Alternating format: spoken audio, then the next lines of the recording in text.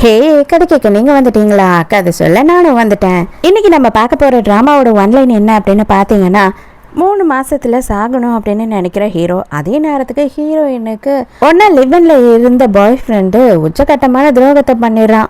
இவங்க 2 பேரும் ஒன்று சேர்ந்தாங்களா? இவங்க 2 பேருக்குள்ளே என்ன நடந்தது? ஹீரோ வந்துட்டு கடைசியில் என்ன ஆனா அப்படின்றது தான் ஸ்டோரி. ஸோ இப்பயும் சொல்கிறேன்னா இப்பயும் சொல்கிறேன், எஸ்எஸ் வாய்ஸ் ஓவரை சப்ஸ்கிரைப் பண்ணுங்கள், பார்த்ததுக்கப்புறம் லைக் பண்ணுங்கள், மறக்காமல் போகிறதுக்கு முன்னாடி எக்ஸ்ப்ளனேஷன் எப்படி இருக்குன்னு சொல்லிட்டு கமெண்ட் பண்ணிட்டு போங்க. அதே நேரத்துக்கு அங்கே ஹைப் பட்டன் இருக்கும் இல்லையா, அந்த ஹைப் பட்டனையும் ஒரு தட்டிட்டு போங்க. அப்போ தான் உங்கள் புண்ணியத்தில் இன்னொரு 4-5 பேருக்கு என்னோடய வீடியோ ரெக்கமெண்ட் ஆகும். அதே நேரத்துக்கு ரொம்ப பெருசாக கஷ்டப்பட்டு டைப் பண்ணதுக்கு ரொம்ப சங்கடமாக இருந்ததுன்னா ஒரே ஒரு ஆப்டின் போட்டால் கூட எனக்கு ஓகே தான். ஸ்டார்டிங் சீன்லேயே என்ன ஆகுது அப்படின்னு பார்த்தா, ஹீரோவையும் ஹீரோயினையும் தான் காட்டுறாங்க. அவங்க 2 பேருக்கு கல்யாணமே முடிஞ்சிடுச்சு. என்னங்க எங்கள் 2 பேருக்கும் புதுசாக கல்யாணம் ஆயிருக்கு அப்படின்னு சொல்லி பார்க்குறீங்களா? எனக்கு இந்த ஆள் யாருன்னு கூட முழுசாக தெரியாது. இவனோட பேரே இன்னைக்கு தான் தெரியும். அதே நேரத்துக்கு 2 வாட்டி தான் இவனை பார்த்தே இருக்கேன் அப்படின்னு சொல்கிறா. அப்போ தான் நம்ம ஹீரோயினை காட்டுறாங்க. கரெக்டாக ஒரு வாரத்துக்கு முன்னாடி என்ன நடந்ததுன்றதை காட்டுறாங்க. ஹீரோயின் காரில் ஃபோன் பேசிக்கிட்டே வந்துட்டுருக்கா. ஃபோன் பேசிக்கிட்டு இருக்கிறது வேறு யாரும் கிடையாது, இவள் பாய் ஃப்ரெண்டோட அம்மா தான். அவங்க என்ன சொல்கிறாங்க அப்படின்னா, இது பாரு, உனக்கு வந்துட்டு டயபெட்டிஸ் இருக்குது, அது இதுன்னு சொல்லிட்டு எல்லாமே எனக்கு தெரியும். அதனால தான் உனக்கு நான் மருந்து ரெடி பண்ணி வச்சுருக்கேன். சீக்கிரமாக வந்து அந்த மருந்தை குடி, அப்போ தான் ஃப்யூச்சரில் உனக்கும் அவனுக்கும் குழந்தை பிறக்கும், புரியுதா? அப்படி இப்படின்னு சொல்லி எக்கச்சக்கத்துக்கு என்னென்னவோ பேசிக்கிட்டு இருக்கு. எனக்கு ஏன் குழந்தை பிறக்காது? இதுக்குள்ளேயே இவங்க ஏன் வந்து இந்த அளவுக்கு பேசிக்கிட்டு இருக்காங்க அப்படி இப்படின்னு சொல்லிட்டு ஹீரோயினுக்கே செம்ம கடுப்பாகுது. இந்த கடுப்புல வண்டியை ஓட்டிட்டு போயிட்டு முன்னாடி வீல் சேர்ல ஒருத்தன் வந்துகிட்டு இருக்கான். அதை கவனிக்காம இடிக்கிற மாதிரி போயிடுறான். நல்ல வேலையா இடிக்கல, கொஞ்சம் கிட்ட போய் பிரேக்கை போட்டுடுறா. அப்புறம் பார்த்தா தான் தெரியுது, அவன் கையில் வச்சிருந்த ஒரு பூஜாடி மாதிரி இருக்குது, அது கீழே விழுந்து உடஞ்சிடுச்சு.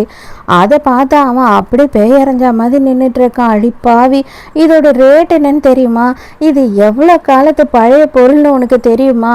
இது வந்துட்டு கிட்டத்தட்ட 1000 வருஷம் பழமையான பொருள். இது அவ்வளோ மில்லியன் கொடுத்து நான் வாங்கினேன் அப்படின்னு சொல்கிறான். என்னது மில்லியனா? டே தம்பி, இதெல்லாம் உனக்கே கொஞ்சம் ஓவராக தெரியல? இதை பார்க்கறதுக்கு அந்த மாதிரிலாம் தெரியல. உனக்கு ஒன்றும் ஆகலைல்ல, அது வரைக்கும் சந்தோஷம் அப்படின்னு சொல்கிறா. ஹீரோவா உண்மையாகவே இது வந்து ரொம்ப காஸ்ட்லியான சேர் தான் அப்படின்னு சொல்கிறான். ஆனால் அவன் நம்புற மாதிரி தெரியல. டே, எங்கள் அங்கிள் யாருன்னு தெரியுமா? அவரே வந்துட்டு இந்த மாதிரி சேரெல்லாம் செய்கிறவர் தான்.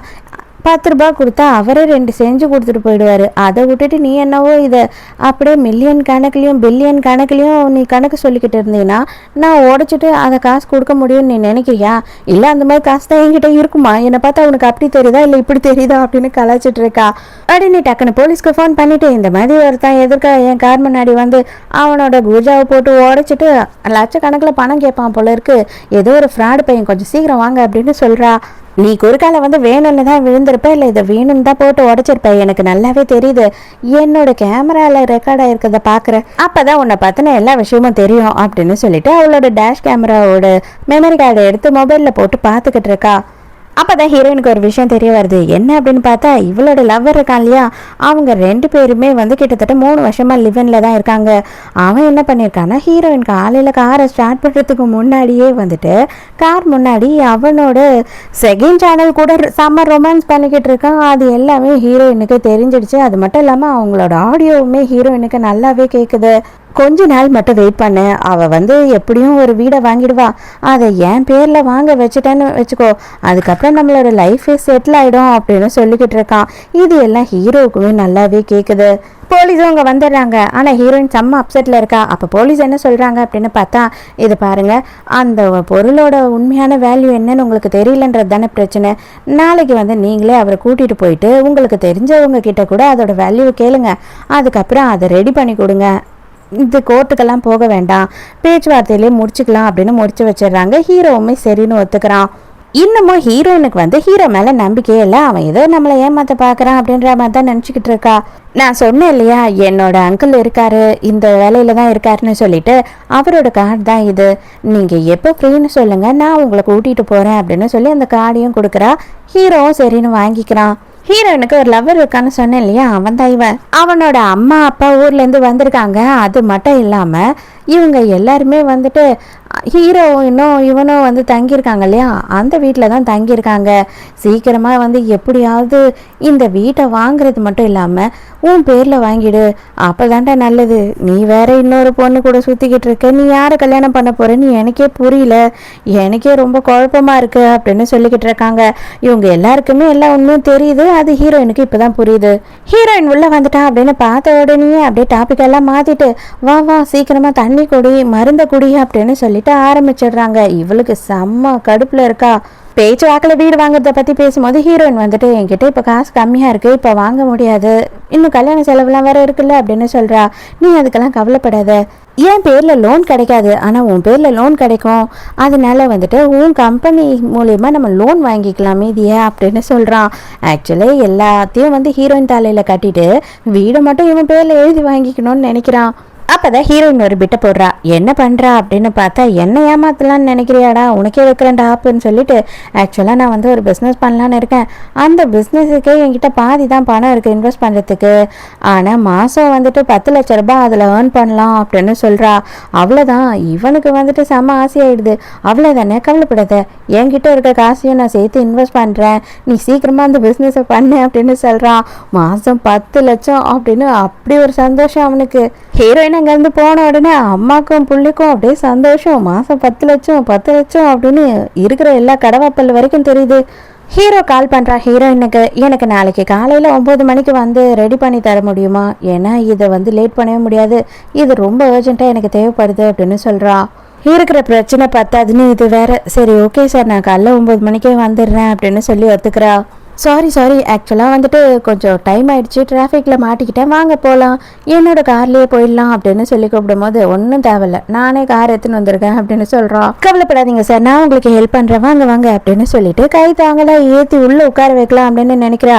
ஆனால் ஹீரோ அசால்ட்டாக எழுந்து போய் உள்ளே உட்காந்துடுறான். அவ்வளோதான், ஹீரோயினுக்கு அப்படியே பயங்கரமான ஒரு ஷாக்கு. சார் எப்படி சார் உங்களால் நடக்க முடியுமா அப்படின்னு சொல்லி அப்படியே பேனு வாய் போனதுன்னு கேட்குறா. ஏமா, கால் நடக்க முடியாதவங்க மட்டும்தான் அந்த வீல் சேரில் போகணும் அப்படின்னு சொல்லி எதனா லா இருக்கா? இல்லை வந்து உட்காரு அப்படின்னு சொல்லி மொக்க பண்ணுறான். இவளுக்கு ஒன்றுமே புரியல. டே, உன்னால் நடக்க முடியும்னா எதுக்கிட்ட இந்த வீல் சேரில் வந்துட்டு இருக்கு, கூட இருக்கிறதும் பைத்தியமாக இருக்கும் போல இருக்கே அப்படின்னு சொல்லி மேனேஜரை வேற ஒரு மாதிரி கேவலமாக பார்க்குறா. அவங்க மாமாவோட இடத்துக்கும் வந்துடுறாங்க. அவர் ரொம்ப வேலையில் ஸ்ட்ரிக்டாக இருப்பார் போல், நிமிந்து கூட பார்க்க மாட்டுறாரு. ஹீரோ கிட்ட இருக்க அந்த உடஞ்ச பீஸ் எல்லாம் வாங்கி அவர் பார்க்குறாரு. பார்த்துட்டு அவர் செமையாக அப்படியே மண்டையெல்லாம் வந்து குடைய ஆரம்பிச்சிடுது. உண்மையாகவே இதை உடச்சிட்டிங்களா? ஏங்க, உங்களுக்கெல்லாம் வேல்யூவே தெரியலன்னா எதுக்குங்க இந்த பொருளெல்லாம் நீங்கள் வச்சுக்கிறீங்க, இதோட வேல்யூ என்னன்னு தெரியுமா உங்களுக்கு அப்படின்னு சொல்லி அவர் கடுப்பாயிடுறாரு. மாமா உண்மையாக தான் சொல்கிறியா அப்படின்னு சொல்லி கேட்கும் போது, ஆமாம் பின்ன இதுக்கு வேல்யூ எழுதணும் அப்படின்னா எனக்கு எத்தனை சைபர் போடுறதுன்னெலாம் தெரியவே தெரியாது, குத்து மதிப்பாக அது பாட்டு சைபர் போயினே இருக்கும் அப்படின்னு சொல்லும் போது அப்படியே ஹீரோவை பார்க்குற ஹீரோயின், ஐயோ இதையா உடைச்சிட்டோம், இவன் நம்மளை என்ன பண்ணுவான் அப்படின்ற மாதிரி. அவர் என்ன சொல்கிறாரு அப்படின்னு பார்த்தா, எனக்கு வந்து 3 மாதம் ஆகும் இதை செஞ்சு முடிக்கிறதுக்கு அப்படின்னும் போது, அதெல்லாம் முடியவே முடியாது, உங்களுக்கு 2 மாதம் தான் தர முடியும் அப்படின்னு சொல்கிறான்.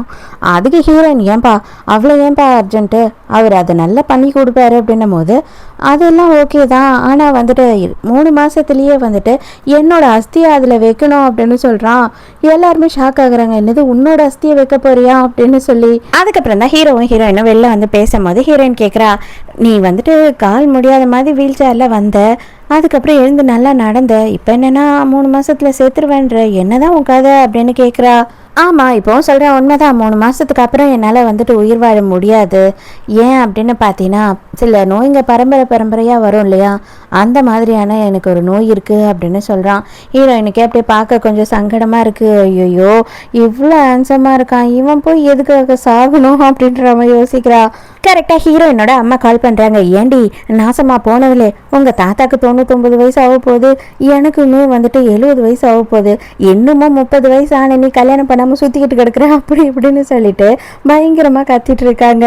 ஆக்சுவலாக நீ சாக தானே போகிற 3 மாதத்தில் உனக்குன்னு சில ஆசைங்கள்லாம் இருக்கும் இல்லையா, அந்த மாதிரி உனக்கு கல்யாணம் பண்ணிக்கணும் அப்படி எதனா ஆசை இருக்கா அப்படின்னும் போது, நீ என்ன பேசுகிற, என்னால் கல்யாணம்லாம் பண்ணிக்க முடியாது, குழந்தெல்லாம் பெற்றுக்க முடியாது அப்படின்னு சொல்கிறான் ஹீரோயின். அதெல்லாம் ஒன்றும் பிரச்சனை கிடையாது, நீ கல்யாணம் மட்டும் பண்ணிக்க முடியுமா, 3 மாதத்துக்கு மட்டும் என்னோட ஹஸ்பண்டாக இரு அப்படின்னு சொல்லி கேட்குறா. எனக்கு ஒன்றுமே புரியல, என்னோட வாழ்க்கையில் கல்யாணமும் கிடையாது, எந்த பொண்ணுக்கு இடமும் கிடையாது அப்படின்னு சொல்கிறான். கரெக்டுப்பா, எல்லாமே ஓகே தான், நீ சொல்கிற மாதிரி நான் கேட்டுக்கிறேன். எங்கள் அம்மா பயங்கரமாக என்னை டார்ச்சர் பண்ணுறாங்க கல்யாணம் பண்ணிக்க சொல்லி. இப்போ தான் எனக்கு பிரேக்கப் ஆச்சு. கண்டிப்பாக என்னால் அவனை கல்யாணம் பண்ணிக்கவே முடியாது, அவன் எனக்கு துரோகம் பண்ணிட்டான். ஸோ நீ எனக்கு 3 மாதத்துக்கு மட்டும் ஹஸ்பண்டாக நடி அப்படின்னு சொல்லி கேட்குறா. ஹீரோ லைஃப்பில் வந்துட்டு எவ்வளவோ விஷயத்த நம்மளால் பார்க்க முடியாமல் தான் போக போகிறோம், ஜஸ்ட் சும்மா ஒரு கல்யாணம் தானே, அவ ஆசைக்காகவாவது நம்ம செஞ்சு கொடுப்போம் அப்படின்னு சொல்லிட்டு அவனுமே ஓகேன்னு ஒத்துக்கிறான். இப்படி தான் வந்துட்டு எங்களோட திடீர் கல்யாணம் நடந்துச்சு, நாங்கள் பார்த்த மறுநாளே வந்து கல்யாணம் பண்ணிக்கிட்டோம் அப்படின்னு சொல்லிடுறா. கரெக்டாக அந்த நேரம்னு பார்த்துட்டு இந்த பாய் ஃப்ரெண்ட் இருக்கான் இல்லையா, அவன் வந்து அந்த ரெஜிஸ்ட்ரேஷன் ஆஃபீஸ்க்கு வரான். நீங்கள் என்ன இவங்க பண்ணிக்கிட்டு இருக்கீங்க அப்படின்னும் போது, ஹீரோயின் இப்போதைக்கு இவனுக்கு தெரியக்கூடாது இல்லையா, அவன்கிட்ட இருந்து இவளோட பணத்தெல்லாம் இது வரைக்கும் அவள் செலவு பண்ணதெல்லாம் வசூல் பண்ணணும்னு நினைக்கிறா. அதுக்காக என்ன சொல்கிறேன்னா, நான் புதுசாக வந்துட்டு ஒரு பிஸ்னஸ் பண்ண போகிறேன்னு சொன்னேன் இல்லையா, அந்த பிஸ்னஸ் பார்ட்னர் தான் இவர் அப்படின்னு சொல்லி ஹீரோ இன்ட்ரடியூஸ் பண்ணுறா. இவன் தான் பணம்ன உடனே வாயை திறந்துப்பான் இல்லையா, அதனால அவனுக்கு அப்படியே சந்தோஷம். இவர் தானே அவர், ஐயோ கண்டிப்பாக வந்துட்டு இவர் நல்லவராக இருக்கிறாரே, பார்க்கறதுக்கு நமக்கு சமய வருமானத்தை வாங்கி கொடுத்துருவார் போல இருக்கே அப்படின்னு அவனுக்கு பயங்கர சந்தோஷம் ஆயிடுது. இதெல்லாம் பேசிட்டு இருக்கிறதுக்கு இப்போ எனக்கு டைம் இல்லை, என்னோட அசிஸ்டன்ட் வந்துட்டு உங்ககிட்ட மற்றதெல்லாம் பேசுவான் அப்படின்னு சொல்லிட்டு ஹீரோ அங்கேருந்து கிளம்பிடுறான். ஹீரோ வந்துட்டு அப்படியே ஹீரோயின் போய் சொன்னதுக்கு ஏற்ற மாதிரி ஒரு ஆக்டை போட்டுட்டு அங்கேருந்து கிளம்பி போயிடுறான். இவனுக்கு ஐயோ பாஸ் தேங்க்யூ ஸோ மச் அப்படின்னு சொல்லிட்டு சந்தோஷப்பட்டுக்கிட்டு இருக்கான். ஹீரோ அங்கேருந்து போனதுக்கு அப்புறமா என்னதான் பணம் இருந்தாலும் அவன் பாவம் இல்லை, அவன் காரெல்லாம் சூப்பராக இருக்குது, பார்க்கறதுக்கு அவன் கூட அழகாக இருக்கான், ஆனால் அவனுக்கு கால் முடியல, அவன் லைஃப்பில் எந்த சந்தோஷத்தையும் பார்க்க முடியாது அப்படி இப்படின்னு அவனை பற்றி கேவலமாக பேசிகிட்டு இருக்கான். ஹீரோயினுக்கு செமையாக கோவம் தான் வருது. வீட்டுக்கு போன உடனே என்ன பண்ணுறான் அப்படின்னு பார்த்தா டாக்குமெண்ட் எல்லாம் ரெடி பண்ணிட்டான். அது மட்டும் இல்லாமல் ஊரில் இவங்களுக்கு ஒரு 4 ஏக்கர் இடம் இருந்தது பொழுது, அதையும் விற்றுட்டு இன்வெஸ்ட்மெண்ட்டுக்கு காசு ரெடி பண்ணிட்டான். அப்புறமா ஹீரோயின் வந்து ஹீரோக்கு மெசேஜில் எல்லாத்தையும் புரிய வைக்கிறா.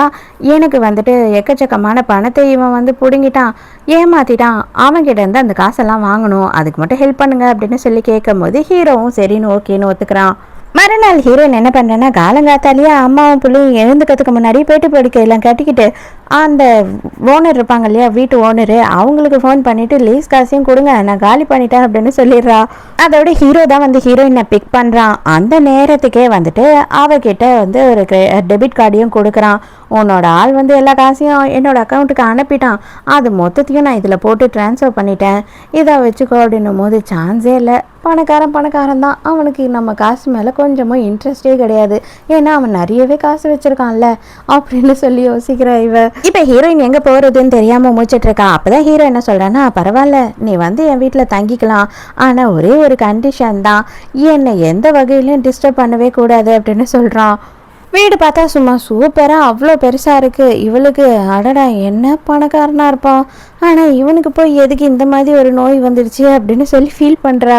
சார் நீங்கள் போங்க, உங்களுக்கு ஒரு டெலிவரி வந்திருக்கு பார்சல், அதை நான் எடுத்துகிட்டு வரேன் அப்படின்னு சொல்லிட்டு செக்யூரிட்டி சொல்கிறான். அதெல்லாம் எதுக்கு சார், எங்ககிட்டே கொடுங்க, நான் எடுத்துகிட்டு போய்க்கிறேன் அப்படின்னு ஹீரோயின் சொல்கிறா. ஏதோ சின்னதாக பார்சல் இருக்கும் அப்படின்னு நினச்சிட்டாங்க, பார்த்தா அது எக்கச்சக்கத்துக்கு பெருசாக இருக்குது. பரவாயில்ல கொஞ்சமாக அட்ஜஸ்ட் பண்ணிக்கோங்க, ஒன்றும் பிரச்சனை இல்லை, உங்கள் மேலே இப்படி வச்சிடுறேன், நம்ம எடுத்துகிட்டு போயிடலாம் அப்படின்னு சொல்லிட்டு அவ்வளோ பெரிய பெட்டியை தூக்கி ஹீரோவோட வீல் சேர்லேயே மடியில் வச்சிடுறா. ஐயோ என்ன மேடம் பண்ணீங்க சார் அப்படின்னு சொல்லிட்டு மேனேஜர் வேகமாக ஓடி வரா. 3 மாதம் கழிச்சு சாக இருந்தவனே இப்பயே சாக அடிச்சிடும் அவ்வளோ இருக்கே இவன் அப்படின்ற மாதிரி ஹீரோ பதறிடுறான். அப்புறம் பார்த்தா தான் தெரியுது, ஆக்சுவலாக பெட்டி பூராவும் வந்து இந்த கோல்டன் கலர் ஷீட்ஸாக இருக்குது. அந்த ஷீட்ஸை வந்துட்டு இறுதி சடங்கப்போ ஏதோ ஃபோல்டு பண்ணி ஏதோ பொம்மை மாதிரியெல்லாம் செய்வாங்க போல். என்னது இது, உன்னோட இறுதி சடங்குக்கு நீயே ரெடி ஆகிட்டு இருக்கியா அப்படின்னு கேட்குறா. இவன் எதுக்காக தான் இதெல்லாம் பண்ணிக்கிட்டு இருக்கான் அப்படின்னு சொல்லிட்டு கொஞ்சம் கூட புரியவே இல்லை அப்படின்னு சொல்லி அந்த பேப்பர் எல்லாத்தையும் கழிச்சு போட்டுக்கிட்டு இருக்கா. அப்போ தான் ஹீரோ வந்துட்டு அவனோட ரூமுக்கு போயிட்டு திருப்பி வரான். என்ன பண்ணிக்கிட்டு இருக்க அப்படின்னு கேட்குறான். அவ்வளோதான் அலண்டு பயந்து எகிரி இருக்கிற எல்லா பேப்பரையும் கடைசியாக ஹீரோ மேலேயே விழுந்துடுறா. என்னதான் இருந்தாலும் இவன் எவ்வளோ அழகாக இருக்கான், செம்ம ஹேண்ட்ஸமாக இருக்கான், இவன் என்னோட புருஷன், ஆனால் என்ன பிரயோஜனம், அம்மன் ஜல்லிக்கு பிரோஜனம் இல்லை அப்படின்னு சொல்லிக்கிட்டு இருக்கா. மறுபடியும் ஹீரோயினோட அம்மா கால் பண்ணுறாங்க.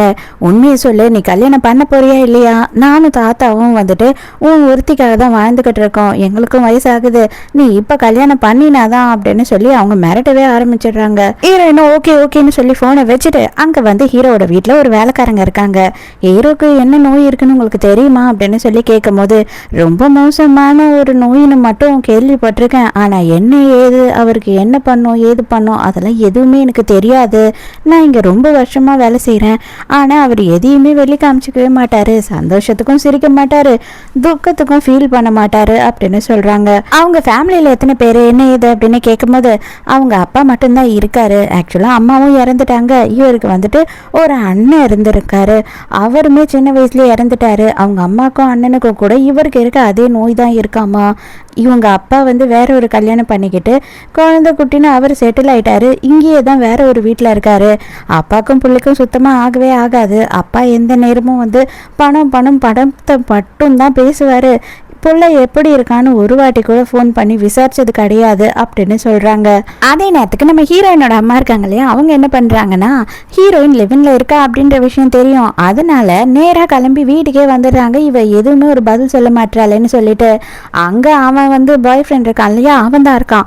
அவன் என்ன நினச்சிட்டு இருக்கான் அப்படின்னு பார்த்தா, ஹீரோயின் வந்து அந்த பிஸ்னஸ் பண்ண போகிறா இல்லையா, அதுக்காக ஒரு ட்ரிப்புக்கு போயிருக்கா அப்படின்னு சொல்லி அவன் நினச்சிட்டு இருக்கான். இவங்க வந்து எப்போதான்ப்பா கல்யாணம் பண்ண போகிறீங்க, அவகிட்ட நான் கேட்க அவ பதிலே சொல்ல மாட்டா அப்படி இப்படின்னு சொல்லிட்டு கேட்டுக்கிட்டு இருக்காங்க. அவ வேலை விஷயமா வெளியூர் போயிருக்கா அப்படின்னு சொன்ன போது உடனே அவங்க அம்மாவும் சரி அப்புறமா நான் வரேன் அப்படின்னு சொல்லிட்டு அங்கேருந்து கிளம்பிடுறாங்க. பார்த்துக்கோ, அவ என் பின்னாடியே லோன்னு அலையிறா, எந்த அளவுக்கு அவ என்னை லவ் பண்ணியிருந்தா அவங்க அம்மா வந்து என்கிட்ட இந்த அளவுக்கு கெஞ்சிட்டு போவாங்க அப்படி இப்படின்னு சொல்லி இவன் பந்தா பண்ணிக்கிட்டு இருக்கான். அப்போதான் வீட்டோட ஹவுஸ் ஓனர் வராங்க. என்னம்மா ஆச்சு, காலி பண்ணிட்டீங்க அப்படின்னு நினச்சி வந்தா இன்னும் நீங்கள் காலி பண்ணலையா அப்படின்னு கேட்குறாங்க. எனக்கு நான் காலி பண்ணுறேன்னா, நான் காலி பண்ணுறேன்னு யார் சொன்னா அப்படின்னு சொல்லிட்டு அந்த பாய் ஃப்ரெண்டோட அம்மா கறி சண்டை போட்டுக்கிட்டு இருக்கா.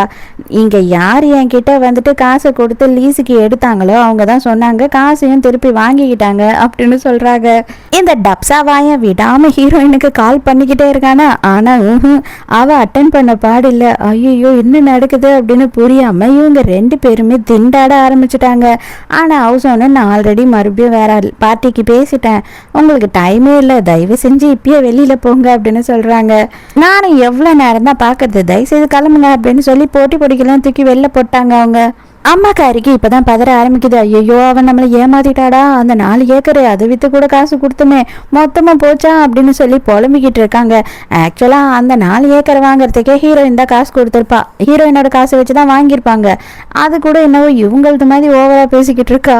அதே நேரத்துக்கு இங்கே ஹீரோ வீட்டில் காட்டுறாங்க. ஹீரோயின் என்ன பண்ணுறாங்கன்னா, அந்த கோல்டன் கலர் பேப்பர் எல்லாம் வச்சு கொக்கு செஞ்சு விளையாடிக்கிட்டு இருக்கா. ஆக்சுவலாக அது வேற ஏதோ அவங்க மடிப்பாங்க போல இருக்கு, இவன் என்னன்னா கொக்கு செஞ்சு விளையாடிக்கிட்டு இருக்கா.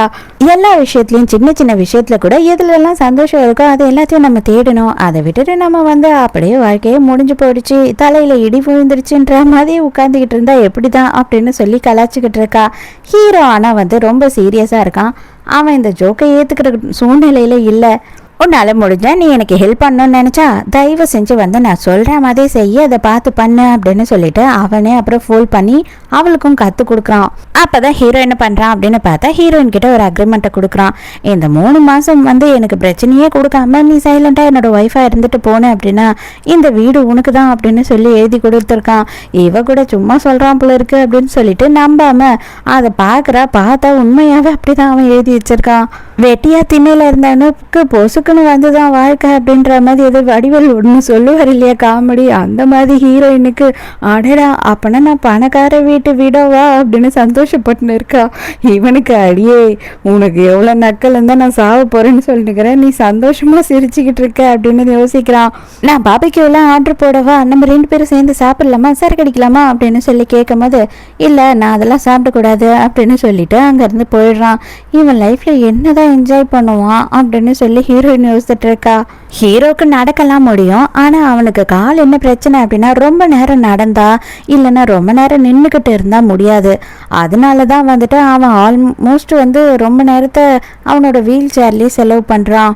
ஹீரோவோட வீடே வந்து போரிங்காக இருக்குது அப்படின்ற மாதிரி ஹீரோயின் ஃபீல் பண்ணுறான். அதனால என்ன பண்ணுறேன்னா, அங்கங்கே ஃப்ளவர் வாஷ் வச்சு அதில் ரொம்ப ஃப்ரெஷ்ஷான பூவெல்லாம் வைக்கிறா. அதில் உனக்கு ஒன்றும் பிரச்சனை இல்லைல்ல அப்படின்னு சொல்லி கேட்கும்போது ஹீரோ என் ரூமில் வைக்காத வரைக்கும் எனக்கு பிரச்சனை இல்லை அப்படின்னு சொல்கிறான். அப்போ தான் ஹீரோ கேட்குறான், இப்போ தான் உனக்கு லவ் ஃபெயிலியர் ஆயிருக்கு, ஆனால் நீ பார்க்கறதுக்கு சோகமாகவே இல்லையே அப்படின்னும் போது, நான் உண்மையை சொல்லணும் அப்படின்னா நான் சோகமாக இருக்க மாதிரி யார்கிட்டையும் காமிச்சிக்க கூடாதுன்னு நினைக்கிறேன். ஏன்னா எனக்கு இருக்கிறது எங்கள் அம்மாவும் தாத்தாவும் மட்டும்தான். அவங்க என் மேலே ரொம்ப நம்பிக்கை வச்சுருந்தாங்க. இவ்வளோ நாளாக வந்துட்டு கிட்டத்தட்ட 3 வருஷமாக ஒருத்தன் கூட லிவின்ல இருந்தேன் அப்படின்றதுக்கும் அவங்க அலோவ் பண்ணாங்க. அது எல்லாமே என் மேலே இருந்த நம்பிக்கை தான். அந்த 2 வருஷமும் வந்துட்டு என்னோட வாழ்க்கையே பொய்யா போயிருக்கு அப்படின்றது இப்போதான் எனக்கு தெரிய வந்துச்சு. ஆனால் ஒரே ஒரு விஷயம் யோசிக்கும் போது, அந்த மாதிரி ஒரு கேவலமான ஒரு நாய்க்காக நான் எதுக்கு உட்காந்து அழுதுகிட்டு இருக்கணும்? அவன் தப்பு பண்ணா அவன் தானே அழுகணும் அப்படின்னு சொல்கிறா. இப்போ மறுபடியும் பாய் ஃப்ரெண்ட் ஃபோன் பண்ணிக்கிட்டு இருக்கான். ஆனால் இந்த வாட்டி வேற ஒரு நம்பர்லேருந்து ஃபோன் பண்ணுறானா, அதனால ஹீரோயின் அட்டன் பண்ணிடுறா. அடியே பாவி, என்னடி பண்ண, என்னை ஏண்டி இப்படி மொட்டை அடிச்சுட்டு எங்கடி ஓடி போயிட்ட அப்படின்னு சொல்லி கத்திக்கிட்டு இருக்கான். ஆமாண்டா டால்டா டப்பா, உன்னை ஏமாத்திட்டு தான் வந்தேன். ஆனால் உங்ககிட்ட இருந்து எடுத்த காசு மொத்தமும் என்னது தானே, நீ என்ன ஏமாற்றி பிடுங்கிறது தானே. ஸோ முறைப்படி பார்த்தீங்கன்னா லீகலாக இருக்கோ இல்லையோ, ஆக்சுவலாக உன் மனசுக்கும் என் மனசுக்கும் தெரியும் மொத்த காசும் என்னதுன்னு சொல்லிட்டு, அதனால தான் என் காசை நானே திருப்பி எடுத்துக்கிட்டேன் அப்படின்னு சொல்கிறா. அப்படியே அம்மாக்கும் அப்படியே இந்த கேர்ள் ஃப்ரெண்ட் இருக்கா இல்லையா செகண்ட் சேனலு, அவளுக்கும் வயிறு எரியுது. ஐயோ காசு போச்சே நீ என்னவோ இவங்க அப்பா வீட்டு காசு மாதிரி. கவலையே படாத, நான் வந்து அவங்க அம்மா கிட்டேயும் தாத்தா கிட்டேயும் போய் பேசுகிறேன், அவங்கள மிரட்டியாவது அவங்க கிட்டேருந்து காசை வாங்கிடுவோம் அப்படின்னு முடிவுக்கு வராங்க. மறுபடியும் ஹீரோயினுக்கு அவங்க அம்மா ஃபோன் பண்ணி அவளை உண்மையை சொல்லுன்னு கேட்கும் போது, பிரேக்கப் பண்ணிட்டோம் அப்படின்னு சொல்லிட்டு இப்போ தான் எல்லா உண்மையும் சொல்கிறான். அவனுக்கு நான் வந்து வச்சுக்கிறேன், நான் வரேன், எங்கே இருக்க நீ சொல்லு அப்படின்னு கேட்குறாங்க. அதெல்லாம் ஒன்றும் வேணாமா, நானே பார்த்துக்கிறேன், நான் வந்து உன்னை பார்க்குறேன் அப்படின்னு சொல்லும் போது, ஒன்று இப்போவே நீ இங்கே வரணும், இல்லைனா அவனை தேடி நான் போயிடுவேன் அப்படின்னு மிரட்டுறாங்க. ஹீரோயினுக்கு டபக்குன்னு மண்டையில் பல்ப் எரிஞ்சிடுச்சு. எனக்கு ஒரே ஒரு ஹெல்ப் மட்டும் பண்ணுறியா, நானும் நீயும் கல்யாணம் பண்ணிக்கிட்டோம் அப்படின்னு தெரிஞ்சதுனாவே எங்கள் அம்மா கொஞ்சம் சைலண்ட் ஆகிடுவாங்க.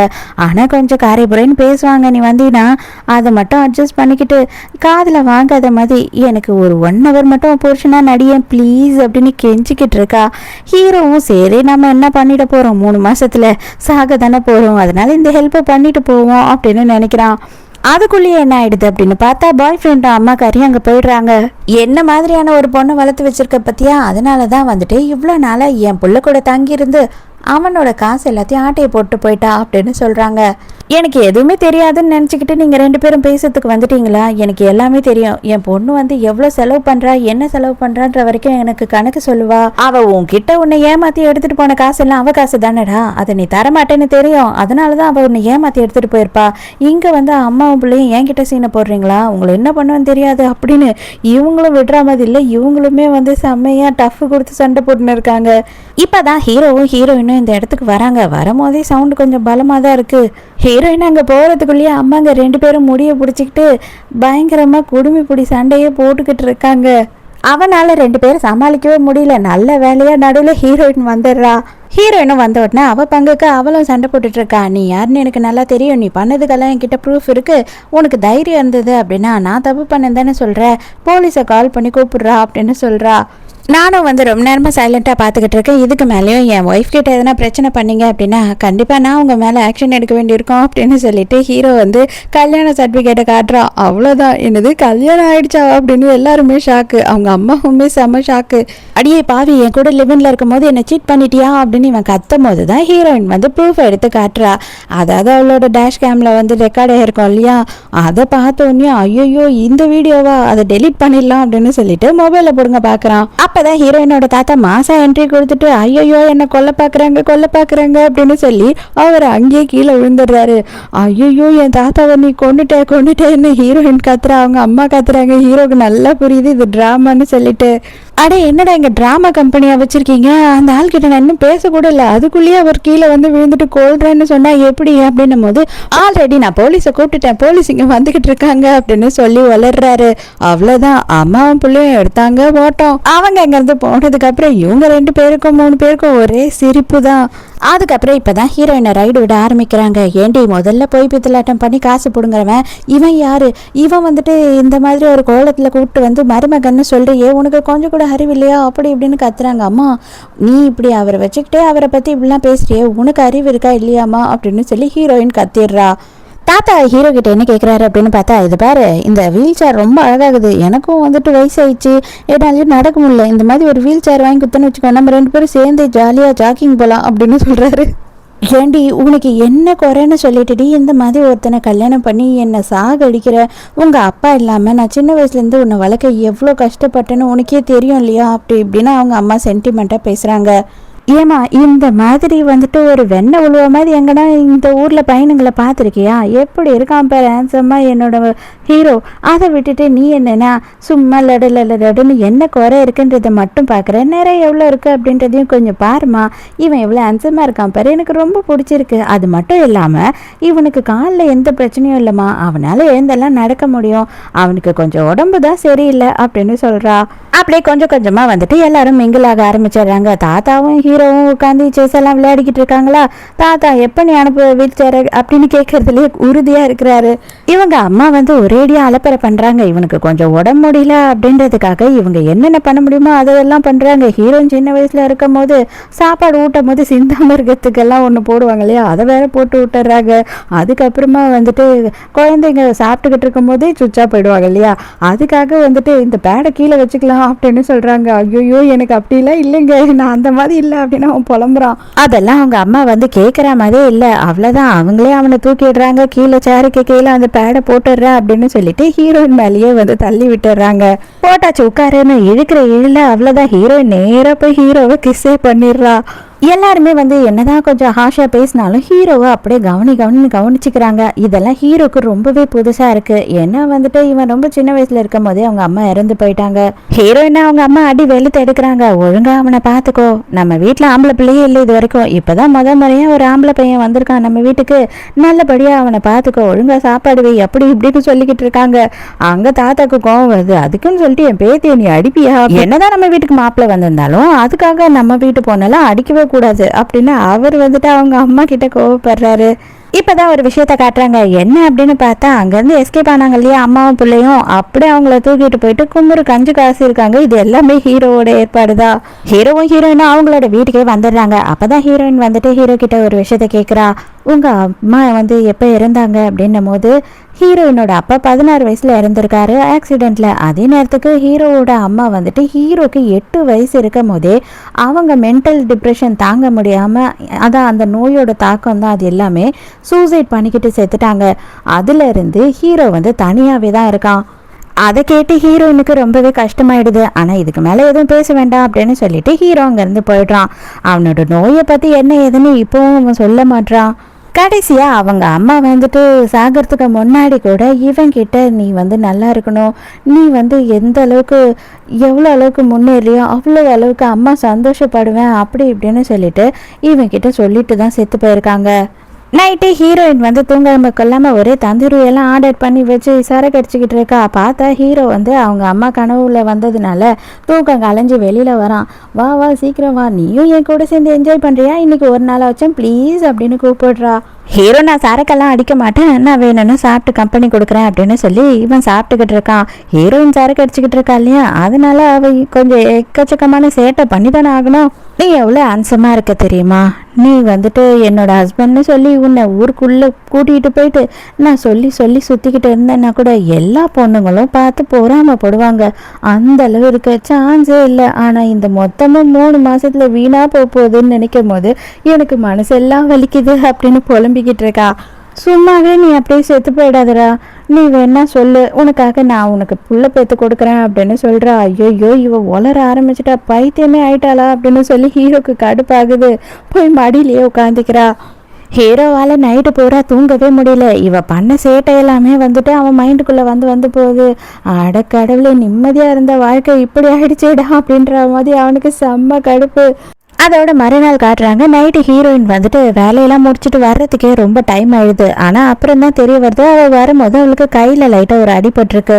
அதே நேரத்துக்கு ஹீரோயினை கூப்பிட்டு வச்சு மருந்தெல்லாம் போட்டு விட்டுட்டு இருக்கான். என் மேல ரொம்ப அக்கறைப்படுறியோ அப்படின்னு சொல்லி கேட்குறா. அக்கறைலாம் இல்லை, உன்னோட இன்ஃபெக்ஷன் எனக்கு எதனா வந்து தொத்திக்கிச்சுன்னா அதுக்காக தான் அப்படின்னு சொல்றான். நேற்று நான் உன்கிட்ட ஒரு விஷயம் சொன்னேனே, அது போதையில சொன்னேன் மறந்துட்டியா அப்படின்னு சொல்றா. நானாடி போதையில இருந்தேன், நீ தாண்டி போதையில இருந்த அப்படின்னு ஹீரோ சொல்லும் போது கரெக்டா ஒரு ஃபோன் கால் வருது. பார்த்தா அவங்க தாத்தா வெளியில வந்துட்டு ஃபோன் பண்ணியிருக்காரு. அவங்க அம்மா கிட்ட சண்டை போட்டுட்டு வீட்டை விட்டு வந்துட்டாராம். நான் இங்கே தாம்மா இருக்க போறேன், இனிமே உன் கூட தாம்மா இருக்க போறேன், நான் பெத்த பொண்ணுமாவ, ஆனா என்னையே வந்துட்டு கீத்தரமா பேசிக்கிட்டு இருக்கா, நான் வெட்டியா இருக்கேன் அப்படின்னு பேசிக்கிட்டு இருக்கா. எனக்கு 99 வயசு ஆகுது, இப்போ போய் நான் வேலைக்கு போக முடியுமா, இல்லை என்னதாம்மா பண்ண முடியும் அப்படின்னு சொல்லும் போது ஒன்றும் பிரச்சனை இல்லை தாத்தா, நீ கவலையப்படாத, ஏன் கூடயே இரு அப்படின்னு சொல்றா ஹீரோயின். உங்களுக்கு ஒன்றும் பிரச்சனை இல்லைல்ல அப்படின்னு சொல்லிட்டு ஹீரோயின் வந்து சிரிச்சுக்கிட்டே கேட்குறா. எனக்கு என்ன பிரச்சனை, எனக்கு ஒன்றும் பிரச்சனை இல்லை, தாராளமாக தங்கிட்டு போட்டோம் அப்படின்னு சொல்றான். போங்க போங்க, எனக்கு இவ்வளோ சீக்கிரம் தூக்கம்லாம் வராது, வயசாயிடுச்சுல்ல, அதனால நான் இங்கே மொபைல் ஒன்று கொடுத்தீங்கன்னா அப்படியே மொபைல் பார்த்துக்கிட்டே நான் படுத்து தூங்கிடுறேன், நீங்கள் போய் தூங்குங்க அப்படின்னு சொல்கிறாரு.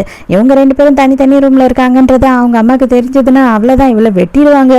ஓகே டார்லிங், நம்ம 2 பேரும் கிளம்பலாம் அப்படின்னு சொல்லிட்டு இவன் என்ன பண்ணுறான்னா அப்படியே லிஃப்ட்டில் ஏறி உட்காந்த மாதிரி ஹீரோ மேலே ஏறி உட்காந்துக்கிறா. இவளும் கதவை திறந்து தாத்தா போயிடுவாரா அப்படின்னு பார்க்குறா. அவரா ராத்திரி பூரா உட்காந்து மொபைல் பார்ப்பார் போல இருக்கு. தயவு செஞ்சு என்னை மன்னிச்சிடு, எனக்கு வேறு வழியே தெரியல, இன்னைக்கு இந்த ரூமில் தான் நம்ம இருந்து ஆகணும் போல இருக்கு அப்படின்னும் போது சரி வந்து வா, தூங்கி தொலைவா, என் பெட்லேயே தூங்கு அப்படின்னு சொல்கிறான். தயவு செஞ்சு என்னை மன்னிச்சிடு, எனக்கே ரொம்ப அசிங்கமாக போயிடுச்சு இவங்க தாத்தா பண்ணது, எனக்கு புரியுது நல்லாவே, நீ இதெல்லாம் பெருந்தன்மையாக பண்ணிக்கிட்டு இருக்க, நான் தான் ரொம்ப அட்வான்டேஜ் எடுத்துக்கிறேன் அப்படின்னு சொல்கிறா. அதெல்லாம் பேசாமல் இப்போ தூங்குனீனாவே போதும் எனக்கு அப்படின்னு சொல்கிறான். தூங்கறதுக்கு பார்த்தவங்க 2 பேரும் என்ன பண்ணுறாங்க அப்படின்னு பார்த்தா ஒரே நேரத்துக்கு திரும்பிடுறாங்க. அவ்வளோதான், அப்படியே 2 பேரும் க்ளோஸ்அப்பில் வந்துடுறாங்க. கொஞ்ச நேரத்துலேயே வந்துட்டு 2 பேரும் என்ன நினச்சாங்களோ எது நினச்சாங்களோ தெரியல, கிஸ் பண்ண ஆரம்பிச்சிடுறாங்க. இந்த தாத்தா துரந்தர் வேலை பார்க்க தான் வந்திருக்காரு. காது வச்சு கது பக்கமாக கேட்டுக்கிட்டு இருக்காரு, சத்தம் என்ன கேட்குதுன்னு சொல்லிட்டு. அப்போ கையில் அந்த மொபைலை கீழே போட்ட உடனே இவங்க 2 பேரும் வந்துட்டு ஐயோ அப்படின்னு சொல்லி இப்போ தான் சுய நினைவுக்கே வராங்க. எனக்கு தூக்கம் வருது, நான் தூங்குறேன் அப்படின்னு தூங்க ஆரம்பிச்சிடுறாங்க. மறுநாள் காலையில் பார்த்தா ஹீரோயின் வந்து அவன் மேலேயே ஏறி படுத்துக்கிட்டு எழுந்துக்கவே மாட்றா. எந்திரி ப்ளீஸ் டி அப்படின்னு கெஞ்சிக்கிட்டு இருக்கான் அவன். ஐயோ என்ன வேலை பார்த்து விட்டுட்டோம் அப்படின்னு சொல்லிட்டு அப்படியே பேய் அறிஞ்ச மாதிரி எழுந்து உட்கார்றான். அவனுக்கு கை கால்லாம் போச்சு, அந்த அளவுக்கு ஏறி படுத்து நசிக்கிட்டா. இல்லை, நான் இன்னைக்கே எப்படியாவது இந்த தாத்தாவை இங்கேருந்து அனுப்பிடுறேன், அது என்னோட ரெஸ்பான்சிபிலிட்டி, தயவு செஞ்சு மன்னிச்சிடு அப்படின்னு வேகமாக அங்கேருந்து ஓடிடுறா. வெளியில் போனதுக்கு அப்புறம் தான் தெரிய வருது தாத்தா வந்து வீட்டுக்கே போயிட்டாருங்க. அட கிழவா, அப்போ வேவு பார்க்கறதுக்கு தான் வந்தியா நீ அப்படின்னு சொல்லிட்டு ஹீரோயினுக்கு நல்லாவே புரியுது. இங்கே வந்து தாத்தா பொண்ணுக்கிட்ட கதையாக சொல்லிக்கிட்டு இருக்காரு. அங்கே சமமா நைட்டு பூரா அவங்க தூங்கவே இல்லை தெரியுமா, அப்படி இப்படின்னு சொல்லி எக்கச்சக்கத்துக்கு பிட்டு எக்ஸ்ட்ரா போட்டுட்டு இருக்காரு. காலையில் ஆஃபீஸ் போகிறதுக்காக ஹீரோயின் ரெடி ஆகி நின்றுக்கிட்டு இருக்கா. அந்த டைமுக்கு எக்ஸ் பாய் ஃப்ரெண்ட் வரான். நீ சொன்னது எல்லாமே உண்மைதானா, நீ இந்த வீட்டில் தான் தங்கியிருக்கியா, நீ அவனை கல்யாணம் பண்ணிக்கிட்டியா, அவன் பணக்காரனா அதனால தான் பண்ணிட்டியா அப்படி இப்படின்னு கேட்டுக்கிட்டு இருக்கும்போது, டேய் நான் யாரை கல்யாணம் பண்ணால் உனக்கு என்ன, நான் என்ன பண்ணால் உனக்கு என்ன, உனக்கு தேவையில்லாத விஷயம் இது அப்படின்னு சொல்கிறா. ஹீரோயின் அவளோட ஃபைலை விட்டுட்டே போயிடுறா. அதை கொடுக்கலாம் அப்படின்னு சொல்லிட்டு ஹீரோவே நேரில் வரான். அங்கே இவங்க 2 பேரும் கையை பிடிச்சி பேசிக்கிட்டு இருக்கதை பார்க்குறானா, தொலைவில் தப்பாக நினச்சிக்கிறான். இவங்க 2 பேரும் மறுபடியும் சேர போகிறாங்க போல இருக்கு அப்படின்ற மாதிரி அவனுக்கு தோணுது. அவனே கால் முடியாதவன், அவன் உனக்கு என்ன பண்ணுவான் அப்படி இப்படின்னு சொல்லி இவன் பேசும்போது ஹீரோயின் வந்துட்டு அவள் பேக்கை வச்சா அடிச்சு அவனை ஓட விடுறா. ஆனால் ஹீரோ இதெல்லாம் பார்க்காம ஃபைலை வந்துட்டு செக்யூரிட்டி கிட்ட கொடுத்துட்டு போயிட்டான். ஹீரோ தான் ஹீரோயின் மேலே செம கோவமாக இருக்கான் இல்லையா, அதனால என்ன பண்ணுறான்னா ஹீரோயின் வீட்டுக்கு வந்த உடனே வந்துட்டு அவன் ரூமுக்கு போயிடுறான். ஹீரோயின் பேசுறதெல்லாம் காதலியே வாங்கிக்கல. இப்போ ஹீரோக்கு வந்து மைல்டாக ஹீரோயின் மேலே டவுட் வேறு வந்துருச்சு. ஒருவேளை இவங்க 2 பேரும் சேர்ந்து பிளான் பண்ணி நம்ம சாக போகிறோன்னு நம்ம காசெல்லாம் ஆட்டை போடலான்னு பார்க்குறாங்களோன்னு சொல்லிட்டு அதனால ஹீரோயினை பற்றி ஃபுல்லாக இன்வெஸ்டிகேட் பண்ண சொல்லிட்டான் மேனேஜர் கிட்ட. அதே நேரத்துக்கு நம்ம ஹீரோ வந்துட்டு அவனாவே சொந்த காலில் இவ்வளவும் சம்பாரிச்சிருக்கான். இது எதுவுமே அவங்க அப்பாவோட சொத்தெல்லாம் கிடையாது. அவள் வந்து என்ன பண்ணுறா அப்படின்னா, எனக்கு கொஞ்சம் ஹெல்ப் பண்ணு, வேலையில் எனக்கு சில டவுட்ஸ் எல்லாம் இருக்குது அப்படின்னு சொல்லி கேட்குறா. நம்ம ஹீரோயின் வந்து இன்ஜினியராக இருக்கா. ஹீரோவும் வந்து அவனுக்குமே வந்து கன்ஸ்ட்ரக்ஷன் பற்றியெல்லாம் நல்லாவே தெரியும் போல். இந்த கல் மண்ணெல்லாம் எக்ஸ்போர்ட் பண்ணுவாங்க இல்லையா, அந்த மாதிரி ஒரு வேலையை தான் அவன் பண்ணிக்கிட்டு இருக்கான். அதனால அவன்கிட்ட கேட்டதுக்கு அவன் சூப்பராக சொல்லி கொடுத்துட்றான். ஹீரோயின் ஐயோ என் வேலையே நீ தாயா காப்பாற்றிட்ட அப்படின்ற மாதிரி சொல்லிட்டு இருக்கா. இன்னமும் உன் பாய் ஃப்ரெண்ட் கூட நீ கனெக்ஷனில் இருக்கியா அப்படின்னு சொல்லி கேட்கும்போது ஆமாம் கனெக்ஷன் வேற மண்ணாங்கட்டி காலையில் வந்தால் அடிச்சு ஓட விட்டேன் அப்படின்னு சொல்கிறா. எனக்கு அடிச்சு ஓட விட்டியா, ஐயோ நம்ம தான் அவசரப்பட்டு வந்துட்டோமோ அப்படின்ற மாதிரி இப்போதான் யோசிக்கிறான். ஹீரோ பாட்டுட்டு சொல்லி கொடுத்துக்கிட்டே இருக்கான். இவளா கொஞ்சமும் எதையும் கவனிக்காம ஹீரோக்கு சைட் அடிச்சுக்கிட்டு இருக்கா. உனக்கு என்னதான் பிரச்சனை, நான் சொல்லி கொடுக்கறத கொஞ்சமாச்சும் கவனி, அப்போதானே வந்துட்டு நீ ஏதாவது சாதிக்க முடியும், இல்லைன்னா நீ பூஜ்யமாக இப்படியே தான் உட்காந்துட்டு இருப்ப அப்படின்னு சொல்கிறான். ஹீரோ என்ன எதிர்பார்க்குறான் அப்படின்னு பார்த்தா தூக்க கலக்கத்தில் அவள் இன்னைக்கும் நம்மளோட ரூம்லேயே வந்து படுத்து தூங்க ஆரம்பிச்சிருவாளா, அப்போனா நல்லா தான் இருக்கும்ல அப்படின்னு சொல்லிட்டு ஹீரோயினுக்காக வெயிட் பண்ணிட்டு இருக்கான். ஆனால் ஹீரோயின் அதெல்லாம் இல்லை, அவள் வந்து இவனோட வீல் சேரில் உட்காந்து ரிலாக்ஸ் பண்ணிக்கிட்டு இருக்கா. மேனேஜர் ஒரு வழியாக வந்து ஹீரோயினை பற்றி நிறைய விஷயத்த தெரிஞ்சுக்கிட்டு வந்து சொல்கிறாரு. மறுநாள் காலையில் என்ன பண்ணுறான் அப்படின்னு பார்த்தா அவங்க சின்ன வயசுலேயே அப்பா இறந்ததுனால இவ வந்து வேலைக்கும் போயிட்டு அப்படியே படித்து முன்னேறி இருக்கா. அது மட்டும் இல்லாமல் ₹1 கூட இது வரைக்கும் அவளோட பாய் ஃப்ரெண்ட் கிட்டேருந்து இவ வாங்கினதில்லை. அவன் சரியான பைத்தியக்கார சைக்கோவாக இருப்பான் போல இருக்கு. இவகிட்ட இருந்த காசு எல்லாத்தையும் பிடுங்கி இவளை ஏமாத்திட்டான், இன்னொரு சைடு கேக்கு வேற வச்சுக்கிட்டு இருக்கான் அப்படின்னு சொல்லி எல்லா உண்மையையும் சொல்லும் போது தான் ஹீரோயினை பற்றி ஹீரோக்கு புரியுது. ஹீரோயின் வந்துட்டு வேலை செய்கிறா இல்லையா, அந்த இடத்த காட்டுறாங்க. அந்த கன்ஸ்ட்ரக்ஷன் சைட்டில் வந்து இருக்கிற எல்லாரும் என்ன பண்ணுறாங்கன்னா அங்கே இருக்கிற நல்ல நல்ல பொருள் எல்லாம் எத்தையும் அவங்க எடுத்துக்கிட்டு போயிட்டு ரொம்ப மட்டமான குவாலிட்டி எல்லாம் எடுத்துகிட்டு வந்து வச்சிடுறாங்க. இது வந்துட்டு இந்த யார் பில்டிங்கை கட்டுறாங்களோ அந்த ஓனருக்கு தெரியாமல் இதெல்லாம் பண்ணிக்கிட்டு இருக்காங்க. ஹீரோயின் வந்து இப்போ எல்லாத்தையுமே கண்டுபிடிச்சிட்டா. இந்த உண்மையெல்லாம் அவங்க வாயிலேருந்தே வர வச்சு அதை ரெக்கார்ட் பண்ணிக்கணும் அப்படின்னு சொல்லிட்டு இவளோட பேக்கில் ஒரு கேமராவையும் ஃபிட் பண்ணி எடுத்துகிட்டு வந்திருக்கா. எல்லா உண்மையும் தெரிஞ்சு அவளோட ஃபைலு பேக்கு எல்லாத்தையும் பிடுங்கி அவகிட்ட பிரச்சனை பண்ண பாக்குறாங்க. அந்த நேரம்னு பார்த்து கரெக்டா ஹீரோ அந்த இடத்துக்கு வந்து ஹீரோயினை காப்பாத்துறான். நீ யாரு, உனக்கு இதுக்கு என்ன சம்மந்தம் அப்படின்னு சொல்லிட்டு எல்லாரும் பிரச்சனை பண்ணும்போது நான் யாரா, அதாவது இந்த ஓனர் வந்துட்டு ஒரிஜினலாக கல் மண்ணெல்லாம் வாங்குறாரு இல்லையா, அது என்னோட ஃபேக்ட்ரியிலேருந்து தான். அதை எல்லாத்தையும் எடுத்துகிட்டு போய் பதுக்கி வச்சுக்கிட்டு நீங்கள் டூப்ளிகேட் எல்லாம் போட்டு இங்கே வேலை நடத்திக்கிட்டு இருக்கீங்க இல்லையா, அதை நான் கண்டுபிடிச்சிட்டேன், போலீஸ் கம்ப்ளைண்ட்டும் கொடுத்துட்டேன், போலீஸ் இன்னும் கொஞ்ச நேரத்தில் வந்துருவாங்க அப்படின்னு சொல்கிறான். நேற்றே வந்துட்டு டேபிள் மேலே ஒரு கேமரா இருந்ததை பார்த்தேன், நீ இந்த மாதிரி எல்லாம் பண்ணுங்க அப்படின்னு எனக்கு தெரிஞ்சது, அதனால தான் நான் இங்கே வந்தேன். எதுக்காக இந்த மாதிரி தனியாக வந்து லூசு தனமாக மாட்டிக்கிற, தனியாக போய் எதனா பிரச்சனை ஆச்சுன்னா உனக்கு ஹெல்ப் பண்ண கூட யாரும் இல்லைன்னா என்ன பண்ணுவேன், நீ எனக்கு ஃபோன் பண்ணி சொல்லிட்டு தான் இனிமேல் இந்த மாதிரி விஷயம் எதாக இருந்தாலும் பண்ணணும் புரியுதா அப்படின்னு சொல்லிட்டு மூச்சு விடாமல் திட்டி முடிக்கிறான். ஹீரோ ரொம்ப கோவமாகவே இருக்கானா, அதனால ஹீரோயின் என்ன பண்ணுறா அப்படின்னு பார்த்தா ஹீரோவை சமாதானப்படுத்துகிறான்ற பேரில் கொஞ்சிக்கிட்டு இருக்கா. அவனுக்கு இதெல்லாம் ரொம்ப புதுசாக இருக்குது. அவனுங்க பிரச்சனை பண்ணதில் ஹீரோயினுக்கு வந்துட்டு காலில் மட்டும் கொஞ்சம் லைட்டாக அடிபட்டுருச்சு, அது சுளுக்கி வீங்கின மாதிரி ஆயிடுச்சு. அதனால கூட்டிகிட்டு வந்த உடனேயே ஹீரோ மருந்து போட்டு விட்டுட்டு இருக்கான். அவளுக்கு தான் காலில் அடிபட்டிருக்கே, பேசாமல் இது காரணமாக சொல்லி நீ நைட்லாம் என்னம்மா பண்ணுவ, என் கூட வந்து தூங்கு அப்படின்னு சொல்லி கூப்பிடலாமா அப்படின்னு சொல்லி யோசிக்கிறான். ஐயோ அது தப்பாயிடுமோ அப்படின்னு சொல்லிக்கிறான். நடு ராத்திரி ஏதோ சவுண்டு கேட்டு வேகமாக ஹீரோயினோட ரூம்குள்ளே போனால் அவள் வந்து சரியாக நடக்க முடியல போல். ஜெகை எடுத்துகிட்டு வந்திருக்கா தண்ணி எடுக்கிறதுக்காக, பார்த்தா அதை போட்டு உடைச்சிட்டா. அப்படியே வந்து ஹீரோயின் நின்றுக்கிட்டு இருக்கிறத பார்த்த உடனே ஹீரோ டென்ஷன் ஆயிடுறான். எது ஒன்றுனாலும் நீ என்னை கூப்பிட மாட்டியா, என்கிட்ட சொல்ல மாட்டியா அப்படி இப்படின்னு சொல்லி பயங்கரமாக கத்திக்கிட்டு இருக்கான். இன்னைக்கு என்னோட கூட சேர்ந்து இந்த ரூம்லயே இங்கே தூங்கு அப்படின்னு தூக்கிட்டு வரானா, கரெக்டாக கால் தடுக்கி அப்படியே 2 பேரும் பெட்டில் விழுறாங்க. அவ்வளோதான், கொஞ்ச நேரத்துலேயே 2 பேரும் கிஸ் பண்ணிக்க ஆரம்பிக்கிறாங்க. ஹீரோ ஆனால் அதுக்கு மேலே வந்து என்ன சொல்கிறான் அப்படின்னு பார்த்தா, இல்லை எனக்கு கொஞ்சம் டயர்டாக இருக்குது, நான் தூங்கணும் அப்படின்னு சொல்லிடுறான். புரியுது பயந்துட்டேன் அப்படி தானே அப்படின்னு கலாய்க்கிறா. ஹீரோயினோட கம்பெனியில் மறுநாள் காட்டுறாங்க. என்ன ஆகுது அப்படின்னு பார்த்தா இவளோட மேனேஜர் வந்து ஹீரோயினை வச்சு செய்கிறான். எதுக்குன்னா இப்போ இவ வந்து போட்டு கொடுத்துட்டா இல்லையா, அவங்களாம் வந்து ஃபோர்ஜரி பண்ணுறாங்க அப்படின்னு சொல்லிட்டு அதில் இவனுக்கும் பங்கு இருக்குது போல். அதனால ஹீரோயினை வந்து கேவலமாக ட்ரீட் பண்ணுறான். தண்ணி கேன் போட வந்த பையன் மாதிரி தண்ணி கேன் போடு, பாத்ரூமை கழுவி விடு, அது இதுன்னு சொல்லிட்டு உனக்கு வேலை வேணும்னா நீ பண்ணி தான் ஆகணும் இதெல்லாம் அப்படின்னு சொல்லி அவளை ரொம்ப புள்ளி பண்ணுறான். ஆனால் மீட்டிங்கில் வேறு ஃபாரின் கிளைண்ட்டுக்கு வந்து ஹீரோயினோட பிளானிங் தான் பிடிச்சிருக்கு. அவங்க பண்ண எந்த பிளானுமே பிடிக்கல. என்னடா இது, நம்ம எவ்வளோ வந்துட்டு அவளை ஏதாவது பண்ணணும் அப்படின்னு நினச்சாலும் எல்லாமே அவளுக்கு சாதகமாக முடியுதே அப்படின்னு சொல்லிட்டு இந்த மேனேஜருக்கு செம்ம வைத்தறிச்சல். சடனாக வந்து மீட்டிங் ரூம்குள்ளே வந்துட்டு போலீஸ் வராங்க. என்ன நடக்குது அப்படின்னு சொல்லிட்டு யாருக்குமே புரியல.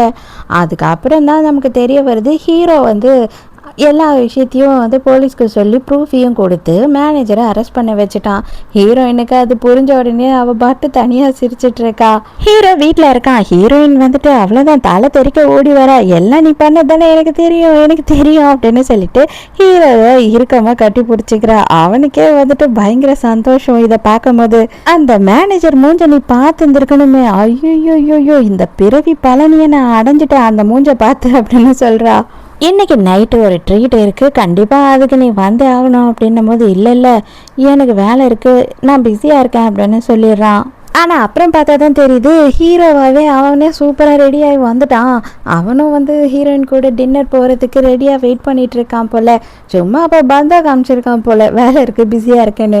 ஹீரோயினும் 2 பேருமே வந்துட்டு செம்ம ஜாலியாக வந்து டின்னரை என்ஜாய் பண்ணிக்கிட்டு இருக்காங்க. அந்த நேரம்னு பார்த்து ஹீரோவோட ஃபேமிலி, அதாவது அப்பாவோட பொண்டாட்டி, அவங்களுக்கு பிறந்த பையன், அவங்களும் அந்த இடத்துக்குள்ள டின்னருக்காக வந்திருக்காங்க போல். வந்த உடனே ஹீரோவை பார்த்தோன்னா அவங்க அப்பா கண்ணா பின்னான்னு பேச ஆரம்பிக்கிறான். நீ எல்லாம் ஒரு பையனாடா, இப்போ வந்துட்டு ஒரு பொண்ணு கூட சுற்றிக்கிட்டு இருக்க, இதுதான் பண்ணாமல் இருந்த, அதையும் நீ பண்ணிட்டியா, நீ ஏன் கூடிய சீக்கிரம் சாவ போகிற, உனக்கு எதுக்கு இதெல்லாம் அப்படின்னு சொல்லி அந்த அப்பங்காரன் பேசுகிறான். இவெல்லாம் ஒரு அப்பா. ஹீரோ பெருசாக வந்து கொஞ்சமும் கண்டுக்கவே இல்லை. அதனால வந்துட்டு அங்கே இருந்து அந்த ஆள் கிளம்பி போகிறான். அவங்களோட பையன், அதாவது ஹீரோட ஆஃப் பிரதர் இருக்கான் இல்லையா, அந்த பையன் ரொம்ப நல்ல பையன் போல இருக்கு. அண்ணி உங்களோட நம்பர் எனக்கு கொடுங்க, அதுக்கப்புறமா நான் பேசுகிறேன் அப்படி இப்படின்னு ஹீரோயினோட நம்பரை மட்டும் வாங்கிட்டு ஓடிடுறான். நைட்டு டின்னர் வந்து அப்படியே இவங்களுக்கு ஒரு ரொமான்டிக் டின்னராகவே ஆயிடுச்சு. டின்னரை முடிச்சுட்டு என்னவோ 2 வீலரில் வர மாதிரி அந்த வீல் சேரில் 2 பேரும் வராங்க. ஹீரோக்கு அப்படியே அவங்க அப்பா கொஞ்சம் கொஞ்சமாக பண்ணதெல்லாம் ஞாபகம் வருது. அதாவது அவங்க அம்மா செத்து கிடக்குறாங்க, அந்த குழந்தைக்கு அது கூட தெரியல. அப்போவும் வந்து என்ன பண்ணுறாங்க அப்படின்னு பார்த்தா அந்த கம்பல் பண்ணி அந்த குழந்தைய கஷ்டப்படுத்தி அவங்க அம்மாவோட பாடியை எடுத்துகிட்டு போகிறாங்க. அதெல்லாம் நினச்சி நம்ம ஹீரோ வந்து கண் கலங்க ஆரம்பிச்சிடுறான். அப்போ தான் ஹீரோயின் சொல்கிறா, நீ கவலையே படாத, கண்டிப்பாக நீ இருக்கிற வரைக்கும் நான் உன் கூடியே தான் இருப்பேன், நான் எங்கேயும் உன்னை விட்டுட்டு போக மாட்டேன், நீ எந்த சூழ்நிலையில் இருந்தாலும் உன் கூட இருப்பேன் அப்படின்னு சொல்கிறா. மறுநாள் காலையில் ஹீரோயின் வந்துட்டு சைட்டில் இருக்கா. அந்த நேரத்துக்கு தம்பிக்கு மெசேஜ் அனுப்புகிறான். எனக்கு வந்து உங்ககிட்ட பார்த்து சில விஷயம்லாம் பேச வேண்டியது இருக்குது, நீங்கள் எங்கே இருக்கீங்கன்னு லொக்கேஷன் அனுப்புங்க, நான் வரேன் அப்படின்னு சொல்கிறேன். ஹீரோயினும் அவளோட லொக்கேஷன் அனுப்புகிறா. இவன் ஹீரோயினை பார்க்க வந்தது எதுக்காக அப்படின்னு பார்த்தா, இவன் வந்து ஒரு மெடிக்கல் ஸ்டூடெண்ட் போல். அவன் என்ன சொல்கிறான்னா, அப்ராட்ல என் ஃப்ரெண்டு படிச்சுக்கிட்டு இருக்கான், அண்ணாவோட டிசீஸை பற்றி எல்லாம் அவனுக்கு நல்லாவே தெரியும். அவன் என்ன சொன்னான் அப்படின்னா, இப்போ வந்து ஃபஸ்ட்டு அண்ணா வந்து சில டெஸ்ட்டெல்லாம் எடுத்து அவனுக்கு அனுப்புனா, அவன் அங்கே வந்து பார்த்து சொல்கிறேன்னு இருக்கான், இந்த நோயை குணப்படுத்த முடியவே முடியாதா அப்படின்றது அப்படின்னு சொல்கிறான். ஹீரோயினுக்கு இதுவும் நல்ல விஷயமா தான் இருக்குது. ஆக்சுவலாக அவங்க அண்ணாக்கு என்னதான் நோய் அப்படின்னு கேட்கும் போது அந்த டிசீஸோட பேர் ஏதோ சொல்கிறாங்க, நமக்கு அது வாயிலேயே நுழையிலங்க. கொஞ்சம் கொஞ்சமாக என்ன ஆகும் அப்படின்னு பார்த்தா, அந்த அறிகுறியெல்லாம் ஸ்டார்ட் ஆனதுக்கு அப்புறமா வந்து அவங்களுக்கு எல்லாரையும் மறந்துடுவாங்க. அவங்க என்ன பண்ணுறாங்க அப்படின்றதே தெரியாமல் அவங்க ரொம்ப அரகண்டாகவும் எல்லாரையும் அடிக்கிற மாதிரியான ஒரு சூழ்நிலைக்கு போயிடுவாங்க. அவங்களோட போனெல்லாம் வந்து ஆட்டோமேட்டிக்காக அதெல்லாம் வீக் ஆகி பெண்ட் ஆகுற மாதிரி ஆயிடுமா. ஸோ அவங்களோட உடம்பு பூராவும் வலிக்காத இடமே இல்லை அப்படின்ற மாதிரி வலியை அனுபவிப்பாங்க. அண்ணாக்கு இதில் எந்த அறிகுறியுமே இன்னும் ஸ்டார்ட் ஆகலை, அதனால அண்ணாவை குணப்படுத்த முடியும் அப்படின்னு சொல்லிக்கிட்டு இருக்கான். இவன் மேலே தான் வந்துட்டு அங்கே இருக்கவங்க எல்லாம் காண்டில் இருக்காங்க இல்லையா, அந்த நேரத்துக்கு ஒரு கட்டையை எடுத்து ஹீரோயின் மேலே போடலாம் அப்படின்னு பார்க்குறாங்க. ஆனால் அந்த இடத்துல இருந்து குட்டி பையன் தான் இருக்கா, எங்கே அவன் மேலே விழுந்துருமா அப்படின்னு சொல்லிட்டு ஹீரோயின் அவனை தள்ளும் போது இவன் நல்லாவே நடுவில் போய் மாட்டிக்கிறான். அது வந்து ஒரு இரும்பு ராடு போல இருக்கு, நல்லா மேலே விழுந்து ஹீரோயினுக்கு அடியே பட்டுடுது. ஹீரோயினுக்கு கையிலையும் தலையிலையும் லைட்டாக அடிபட்டிருக்கு. ஹீரோ வந்த உடனே பார்த்து பயங்கரமாக டென்ஷன் ஆக ஆரம்பிச்சிடறான். எப்படி இது நடந்தது, இவங்க யாரையும் சும்மா விடக்கூடாது, அது மட்டும் இல்லாமல் இவளோட ஹெல்த் எப்படி இருக்குது அப்படின்னு டாக்டர்கிட்ட கேட்கும் போது இல்லை சின்ன சின்ன அடி தான் பட்டிருக்கே தவிர அவங்க நல்லா இருக்காங்க அப்படின்னு சொல்லிடுறாங்க. அந்த நேரத்துக்கு ஹீரோவோட சித்திக்காரி வர, ஆக்சுவலாக அந்த பையன் நல்லா தான் இருக்கான், அவனுக்கு ஒன்றுமே ஆகலை. இப்போ ஹீரோவை ஏதாவது சொல்லணும் இல்லையா, அதுக்காகவே வந்துட்டு ஆமாம் நீ உன்னோட ஃபேமிலி எல்லாமே மொத்தமாக இந்த நோய்க்கு பிடிச்ச ஃபேமிலி தானே, என் பிள்ளையும் எதனா பண்ணலாம் அப்படின்னு நினச்சிட்டியா அப்படி இப்படின்னு ஹீரோவை தப்பாக பேசுகிறா. ஹீரோயினுக்கு கோவம் வந்து இதுக்கு மேலே எதனா பேசினீங்கன்னா மகளை மூஞ்சி மோரெல்லாம் பேத்துருவேன் அப்படின்னு சொல்லி திட்டுறாளா. அப்போ உடனே வந்து ஹீரோவோட அப்பங்காரனும் வந்துடுறான். என் பொண்டாட்டி இப்போ என்ன தப்பா சொல்லிட்டா, எல்லாம் உண்மையை தானே சொன்னா, இன்னும் கொஞ்ச நாள்ல நீ சாக தானே போற, அதில் என்ன இருக்கு அப்படின்னு சொல்லி கேட்குறான். எவடி அவையா மருமகனை பார்த்து சாக தானே போற அப்படின்னு சொல்றது, அது மட்டும் இல்லாமல் நீ எல்லாம் ஒரு பெத்த அப்பனா, ஏன் மருமகனை வந்துட்டு நீ இந்த மாதிரி எல்லாம் சாபம் விட்டு பேசுவியா, கொல்லிக்கட்டை எடுத்து 2 பேர் வாயிலையும் சொறி விடுவோம் பார்த்துக்கோ அப்படின்னு சொல்லிட்டு ஹீரோயினோட அம்மாக்காரி சண்டைக்கு வந்துடுறா. அவ்வளோதான். இவங்க 3 பேரும் சேர்ந்து ஹீரோக்கு சப்போர்ட் பண்ணி பேசிக்கிட்டு இருக்காங்க. அவங்களால வந்துட்டு பேச முடியல. ஐயோ, இதுங்கெல்லாம் கீழ்த்தரமான குடும்பத்தை சேர்ந்ததுங்க போல, இதுங்க கிட்டலாம் என்னால் பேச முடியாது அப்படின்னு சொல்லிட்டு கிளம்பிடுறாங்க. அவங்களே அங்கேருந்து கிளம்ப தான் பார்க்குறாங்க. அதுக்குள்ளே தாத்தா ஆக்டிங்கை ஸ்டார்ட் பண்ணிட்டாரு. இதை பாருங்க, ஆல்ரெடி உங்ககிட்ட நான் சொன்னேன் இல்லையா, இனிமேல் உங்கள் 2 பேருக்குமே நான் தான் அம்மான்னு சொல்லிட்டு, எதுக்காக இந்த மாதிரி கண்டவங்க கிட்டலாம் பேச்சு வாங்குறீங்க? இனி இந்த மாதிரி யாருன்னா பேசிக்கிட்டு தெரிஞ்சாங்க, அவங்க வாய்கையெல்லாம் நாக்கை இழுத்து வச்சு அறுத்துருவேன் அப்படி இப்படின்னு கத்துறாங்க. அதெல்லாம் பார்க்கும்போது ஹீரோவுக்கு ரொம்பவும் வித்தியாசமாக இருக்குது. நமக்காகவும் சப்போர்ட் பண்ணுறதுக்கு இத்தனை பேர் இருக்காங்கன்னு. இப்போ தான் ஹீரோவோட வியாதியை பற்றி இவங்க தெரிஞ்சுக்கிறாங்க. அது எவ்வளோ கஷ்டம், அது வந்ததுன்னா எவ்வளோ வலி வேதனையை இவங்க படணும் அப்படின்றது எல்லாமே இவங்களுக்கு இப்போ தான் புரிய வருது. ஹீரோவுமே அதை சொல்கிறான். இது வரைக்கும் உனக்கு இதெல்லாம் தெரியாமல் இருந்த வரைக்கும் பிரச்சனை கிடையாது, ஆனால் இப்போ உனக்கு எல்லாமே தெரிஞ்சிடுச்சு. அதனால புரிஞ்சுக்கோ, என்னை விட்டு வேலைக்கு போயிடு, உன்னோட லைஃப்பை இதுக்கப்புறம் நீ பாரு. ஏன்னா கண்டிப்பாக நம்ம இப்போ நெருக்கமாக இருக்கிறதுனால 3 மாதம் கழிச்சு நீ ரொம்ப வேதனைப்படுவ. அதை நினைக்கும் போதே எனக்கு கஷ்டமாக இருக்குது அப்படின்னு சொல்கிறான். அவன் மட்டும் இல்லை தம்பி, நாங்களுமே உன்னை விட்டு எங்கேயும் போக மாட்டோம். அப்படி உன்னோட கடைசி காலம் நாங்கள் பார்த்து தான் ஆகணும் அப்படின்னா அது எங்களோட தான் முடியணும். உன்னோட கடைசி காலம் வரைக்கும் நாங்கள் துணையாக பக்கத்துலேயே தான் இருப்போம். நாங்கள் எங்கேயும் உன்னை விட்டுட்டு ஓட மாட்டோம் அப்படின்னு அம்மாவும் தாத்தாவும் சொல்கிறாங்க. ஹீரோக்கா பயங்கர எமோஷ்னலாக இருக்குது. இது சத்தியம், இது நாங்கள் யாருமே உன்னை விட்டுட்டு எங்கேயும் போக மாட்டோம்னு சொல்லிட்டு உனக்கு பண்ணி கொடுக்குற சத்தியம் அப்படின்னு சொல்கிறாங்க. மறுநாள் காலையில் ஹீரோவையும் மேனேஜரையும் காட்டுறாங்க. சார், நீங்கள் டிஸ்சார்ஜ் பண்ண போகலையா அப்படின்னு கேட்கும் போது, வேண்டாம், நானாக அவகிட்ட போக மாட்டேன். அவளுக்கு இது ஒரு சான்ஸ் என்னை விட்டு வேலைக்கு போகிறதுக்கு. என்னை பற்றியும் என்னோட நோயை பற்றியும் அவளுக்கு எல்லாமே தெரிஞ்சிடுச்சு. அவள் என்னை விட்டுட்டு இப்பயே போகிறது தான் நல்லது அப்படின்னு சொல்கிறான். நான் இங்கே போகிறது, நான் என் மொத்த ஃபேமிலி எங்கே கூட்டிகிட்டு இல்லை வந்துட்டேன் அப்படின்னு சொல்லிட்டு பொட்டி படிக்கையெல்லாம் கட்டிக்கிட்டு தாத்தாவும் மாமியாரும் எல்லாருமே இங்கே வந்துட்டாங்க. பாத்தியா, இந்த பூனைக்குட்டியை இனிமேல் நம்ம வளர்க்க போகிறோம் அப்படின்னு சொல்லிட்டு ரோட்லேருந்து ஏதோ பூனைக்குட்டியை பிடிச்சிட்டு வந்துட்டா போல இருக்கு. ஹீரோக்கு இவங்க எல்லாரையும் பார்த்த உடனே பயங்கர சந்தோஷமாயிடுது. பின்னாடி இருக்க கார்டனில் பூராவும் நான் காய்கறியெல்லாம் விளைய வைக்க போகிறேன் அப்படின்னு சொல்லிட்டு தாத்தா இறங்கிட்டாரு கோதால. ஹீரோயினோட அம்மா யோகா டீச்சர் போல. அதனால அவங்க என்ன சொல்கிறாங்கன்னா, மார்னிங் காலையில் எழுந்த உடனே எல்லாரும் கட்டாயமாக எக்ஸசைஸ் பண்ணியே ஆகணும், பண்ணாதவங்கள துரத்தி அடிப்பேன் பார்த்துக்கோங்க அப்படின்னு சொல்லிட்டு மிரட்டுறாங்க. ஹீரோ ஐயோ நானா டான்ஸா, எனக்கும் டான்ஸுக்கும் சம்மந்தமே இல்லையே அப்படின்னு சொல்லிட்டு மனசுக்கெல்லாம் புலம்புறான். அவ்வளோதான், இப்பயே ஸ்டார்ட் பண்ணிட்டோம், இன்றைக்கே ஒரு டான்ஸை ஸ்டார்ட் பண்ணி ஆட ஆரம்பிச்சிருவோம் அப்படின்னு சொல்லிட்டு அவங்க அம்மா ஸ்டார்ட் பண்ணிட்டாங்க. எல்லாம் அவங்க பட்னி இஷ்டத்துக்கு கையை காலை ஆட்டிக்கிட்டு இருக்காங்க.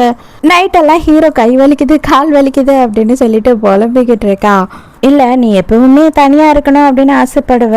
இப்போ தாத்தா அம்மாலாம் வந்துட்டாங்க, அதனால உனக்கு எதனா டிஸ்டர்பாக இருக்கா, நீ சொல்லு, நான் அனுப்பிடுறேன் அப்படின்னு சொல்லி கேட்குறா. அப்படிலாம் இல்லை, நான் சந்தோஷமாக தான் இருக்கேன் அப்படின்னும் போது, ஐயோ நீ எப்படி இவ்வளோ ஹேண்ட்ஸமாக இருக்க, அதுவும் ஒன்று க்ளோஸ்அப்பில் பார்க்கும் போது சீரியஸாகவே நீ ரொம்ப ஹேண்ட்ஸமாக இருக்க தெரியுமா, எனக்கு அப்படியே ரொம்ப கஷ்டமாக இருக்குது நீ இவ்வளோ ஹேண்ட்ஸமாக இருக்கிறது அப்படின்னு ஃபீல் பண்ணிக்கிட்டு இருக்கா. கஷ்டமாக இருக்கா, ஏன் அப்படின்னு கேட்கும் போது, ஆமாம் நீ தான் என்னை எதுவுமே பண்ண விட மாட்டியே அப்படின்னு சொல்லிட்டு கிஸ் பண்ண ஆரம்பிச்சிடுறா. எப்போ பாரு என்ன ஹேண்ட்ஸம்னு அப்படியே பேசிக்கிட்டே இருக்க அப்படின்னு ஹீரோ வைக்கப்படுறான். இல்லை, நான் ஷார்ட் ட்ராமாஸ்லாம் நிறைய பார்ப்பேன், அதில் பார்த்தீங்கன்னா வர ஹீரோஸ் எல்லாம் 8 பேக்ஸ் வச்சுட்டு இருப்பாங்க, செம்ம ஹேண்ட்ஸமாக இருப்பாங்க, ஹைட்டாக இருப்பாங்க தெரியுமா அப்படி இப்படின்னு சொல்லிட்டு அந்த ட்ராமாவில் வரவங்கெல்லாம் வர்ணிச்சுக்கிட்டு இருக்கா. சரி, இதுக்கு பதில் சொல்லு, நான் ரொம்ப ஹேண்ட்ஸமா அவனுங்க ரொம்ப ஹேண்ட்ஸமா அப்படின்னு சொல்லி கேட்குறான். அதாவது ஆக்சுவலாக நான் எந்தெந்த ட்ராமா பார்ப்பேன்னா அப்படின்னு ஆரம்பிக்கிறா. உடனே வேணும்னே கிஸ் பண்ணுறான். இல்லை, அப்படி சொல்ல வரல, நீ ஹேண்ட்ஸம் இல்லைன்னு நான் சொல்ல வரல, ஆனாலும் அப்படின்னு சொல்கிறா. மறுபடியும் பண்ணுறான். சரி சரி, நீ தான் ஹேண்ட்ஸம், நீ தான் என் கண்ணுக்கு ரொம்ப ஹேண்ட்ஸம், போதும் விட்டுரு அப்படின்னு சொல்லி கெஞ்சிரா. தாத்தாவும் அம்மாவும் வேற இருக்காங்க இல்லையா, அதனால இவங்க 2 பேரும் நைட்டு ஒன்றா ஒரே ரூமில் தான் ஸ்டே பண்ணுறாங்க. அதாவது ஹீரோவோட உடம்பு எப்படி இருக்கணும் அப்படின்னு பார்த்தா எந்த நேரமும் ஆக்டிவாக இருக்கணும். ஆனால் அவன் வாழவே விருப்பம் இல்லாமல் இருக்கிறவன் இல்லையா, அதனால தான் அவனோட உடம்பை ஸ்ட்ரெயினே பண்ணுறதில்ல, அவன் சைலண்ட்டாக அப்படியே விட்டுடுறான். இப்போ இவங்க அந்த நோயை பற்றி தெரிஞ்சுக்கிட்டதுனால அதை பற்றி எல்லாம் படிச்சுட்டு வந்துட்டாங்க. ஸோ அதனால தான் ஹீரோவை எந்த நேரமும் ஆக்டிவாக வச்சுக்கணும்னு சொல்லிட்டு ஃபேமிலியாக எல்லாரும் ட்ரை பண்ணிட்டு இருக்காங்க. அதனால அம்மா காலையில் எழுந்த உடனே டான்ஸ் ஆட வச்சு டார்ச்சர் பண்ணுறாங்க. அதுக்கப்புறம் தாத்தாவும் ஹீரோயினும் வந்துட்டு கார்டனிங் பண்ணலாம் அப்படின்னு சொல்லி வேலை வாங்கிட்டு இருக்காங்க. ஹீரோ ஒரு வழியாக ஆக்டிவாகவே வச்சுட்டு இருக்காங்க.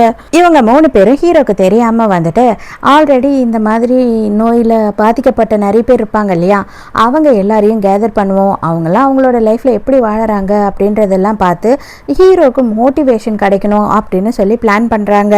ஆனால் ஹீரோ மட்டும் இன்னமும் 3 மாதம் கழித்து சாக போகிறதுல உறுதியாக இருக்கான். அவன் மேனேஜர் கிட்ட வந்துட்டு உயிலெல்லாம் எழுதி வைக்க சொல்லிட்டான் ஹீரோயின் மேலே எல்லா சொத்தியும். சரி, ஏன் சார் நீங்கள் இப்படியே யோசிக்கிறீங்க அப்படின்னும் போது அவகிட்ட இதை பற்றி வாயை திறந்த என்ன பண்ணுவேனே தெரியாது அப்படின்னு மிரட்டி விட்டுறான். நம்ம எல்லாரும் பிக்னிக் போகிறோம், சீக்கிரமா வாங்க அப்படின்னு சொல்லி ஹீரோயின் வந்து கூப்பிடுறா. பிக்னிக்கா? ஐயோ எனக்கு ரொம்ப பிடிக்கும் அப்படின்னு சொல்கிறான். அங்கே போய் பார்த்தா இந்த நோயில் பாதிக்கப்பட்ட நிறைய பேர் இருக்காங்க. அவங்க எல்லாரும் வந்துட்டு நிறைய ஏஜ் வித்தியாசத்தில் வேற இருக்காங்க. ஹீரோவுக்கு எல்லாமே ஆச்சரியமாக இருக்குது. 76 வயசு ஆள் ஒருத்தர் இருக்காரு, 100 அடிக்கு போகிற ஒருத்தர் இருக்கிறாரு, சின்ன குழந்தை ஒன்று இருக்குது. இவங்க எல்லாருக்குமே வந்து சிம்டம்ஸ் எல்லாம் வந்துடுச்சு. நம்ம ஹீரோக்கு இன்னும் சிம்டம்ஸே வரல, ஆனால் அவன் வந்து பயங்கரமான டிப்ரெஷனில் இருக்கிறதுனால அவன் இவ்வளோ கஷ்டப்படுறான். இவங்க எல்லாம் சிம்டம்ஸ் வந்தவங்க. ஸோ இவங்களுக்கு கன்ஃபார்மாக அந்த நோய் இருக்குது. அவங்களால வந்து அந்த உடம்பை எப்போ வரைக்கும் ஆக்டிவாக வச்சிட்ருக்காங்களோ, மனசை ஆக்டிவாக வச்சிட்ருக்காங்களோ அப்போ வரைக்கும் வந்துட்டு ஹெல்த்தியாக இருக்க முடியும். இல்லை அப்படின்னா அந்த நோயோட தாக்கம் அதிகமாகிட்டே போகும் உடம்புல. இந்த குட்டி பையனுக்குமே வந்து ஹீரோக்கு என்ன நோய் இருக்கோ அதே நோய் தான் இந்த குட்டி பையனுக்கும் இருக்கு. ஆனால் அவனுக்கு எல்லா விஷயமும் தெரிஞ்சு கூட அவன் ரொம்ப ஆக்டிவாக இருக்கான். ரொம்ப வந்து அவனாவே அவனை உற்சாகப்படுத்திக்கிறான். அதெல்லாம் பார்க்கும்போது ஹீரோவுக்கு வந்து பயங்கரமாக மோட்டிவேஷன் ஆயிடுது. இங்கே இருக்க ஒருத்தருமே வந்து நாளைக்கு நமக்கு இருக்குது அப்படின்றத நினச்சி தான் வாழ்ந்துக்கிட்டு இருக்காங்க. என்னையோட நம்மளோட நாள் முடிஞ்சிடும் அப்படின்னு நினச்சி வாழலை. தயவு செஞ்சு நீ எனக்காகவும் அதை ட்ரை பண்ணலாமே அப்படின்னு சொல்லி ஹீரோயின் கேட்குறா. ஹீரோக்கே அப்படியே கண்ணெல்லாம் கலங்கிடுது. நைட் பூராவுமே எல்லாருமே சேர்ந்து அங்கே செம்மையாக என்ஜாய் பண்ணிக்கிட்டு இருக்காங்க. அப்படியே 2-3 நாள் ஆகுது. நம்ம ஹீரோயினுக்கு வேலையில் மறுபடியும் பிரச்சனையாகவே போயிட்டுருக்கு போல். அது எல்லாத்தையும் ஹீரோ கிட்ட வந்து சொல்லிட்டு இருக்கா. மறுநாளே ஹீரோ கிளம்பி நேராக வந்து ஹீரோயினோட கம்பெனி பாஸை பார்க்கறதுக்காக போயிடுறான். நீங்கள் எந்தெந்த ஃப்ராடுத்தனெல்லாம் பண்ணுறீங்க அப்படின்ற எல்லாத்தையுமே வந்துட்டு நான் ப்ரூஃபாக எடுத்துட்டேன். அவர் வேறு யாரும் இல்லை, நம்ம ஹீரோயோட அப்பா இருக்கார் இல்லையா, அவர் தான். அவர் வந்துட்டு என்ன சொல்கிறாரு அப்படின்னா, இதை பாரு, அவளை நான் நிம்மதியாக இருக்கவே விட மாட்டேன். அவள் என்னையே எதிர்த்து பேசிட்டா, அதுவும் அவள் குடும்பத்தோடு சேர்ந்து என்னை அசிங்கப்படுத்திட்டால, கண்டிப்பாக அவளை நான் நிம்மதியாக இருக்க விட மாட்டேன் அப்படின்னு சொல்கிறான். நீங்கள் அவளை தொட்டு பாருங்கள், அதுக்கப்புறம் இதை எல்லாத்தையும் வந்து நான் இன்கம் டேக்ஸ் ஆஃபீஸில் கொடுத்துருவேன் அப்படின்னு சொல்கிறான். என் கண் எதிர்க்க எங்கள் அம்மா துடிச்சு சாகிறத நான் பார்த்தேன். அந்த நிலைமைக்கு அவங்கள கொண்டு வந்ததே நீங்கள் தான். ஆனால் வந்து இவளையும் நீங்கள் எதனா பண்ணிடலாம் அப்படின்னு நினச்சிங்கன்னா நான் சும்மா இருக்கவே மாட்டேன். கண்டிப்பாக வந்துட்டு உங்களை, உங்கள் குடும்பத்தை, உங்களோட பிஸ்னஸை, உங்கள் சாம்ராஜ்யத்தை மொத்தத்தையும் நான் அழிச்சிட்டு தான் சாவேன் அப்படின்னு சொல்கிறான். அதோட அவங்க அப்பாக்கே கொஞ்சம் பயம் வந்துடுது. ஹீரோயினோட தாத்தாக்கு உடம்பு சரியில்லை அப்படின்னு சொல்லிட்டு அவங்க அம்மா ஃபோன் பண்ணுறாங்க. அதாவது தாத்தாக்கு வந்து ரொம்ப வயசாகுது, அதனால ஒரு பிரச்சனையாக வரதான் செய்யும்.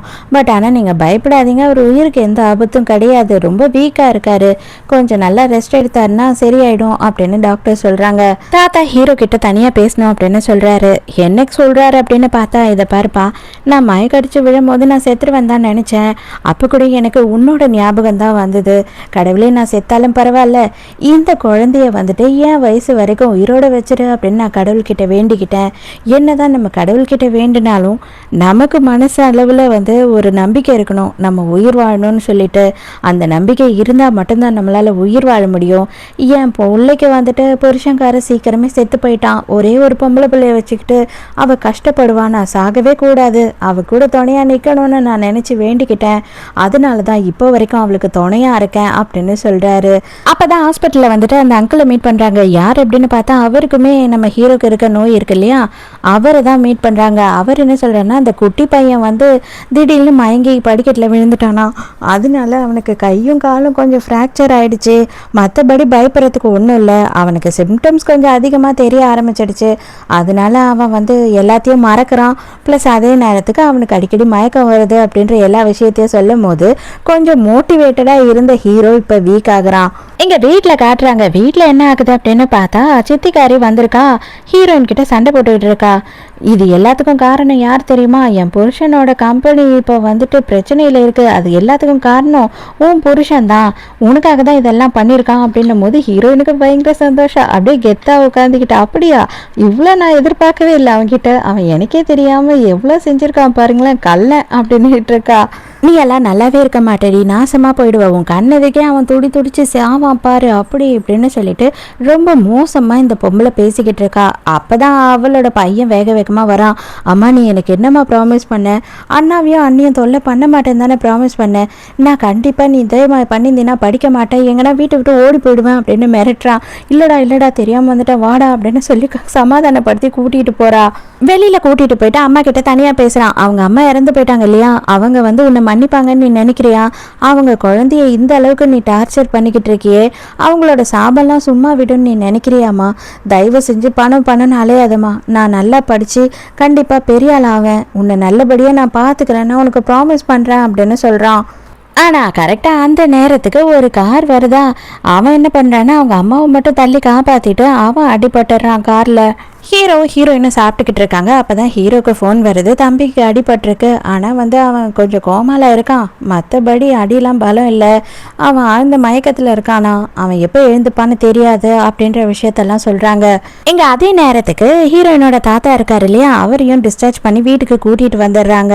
வசூல் ராஜால ஒரு கேரம் போர்ட் தாத்தா வரும்போது இவர் வந்து செஸ் தாத்தா போல போர்டை பார்த்தோன்னே எழுந்து உட்காந்துடுறாரு. நைட்டு ஹீரோயினுக்கு தெரியாமல் யார்கிட்டயும் ஹீரோ வந்து ஃபோனில் பேசிக்கிட்டு இருக்கான். பார்த்தா வந்துட்டு இவனோட ஃபேமிலி டாக்டர், அது மட்டும் இல்லாமல் வந்து இவனுக்கு ரொம்ப க்ளோஸ் ஃப்ரெண்டு வேறு.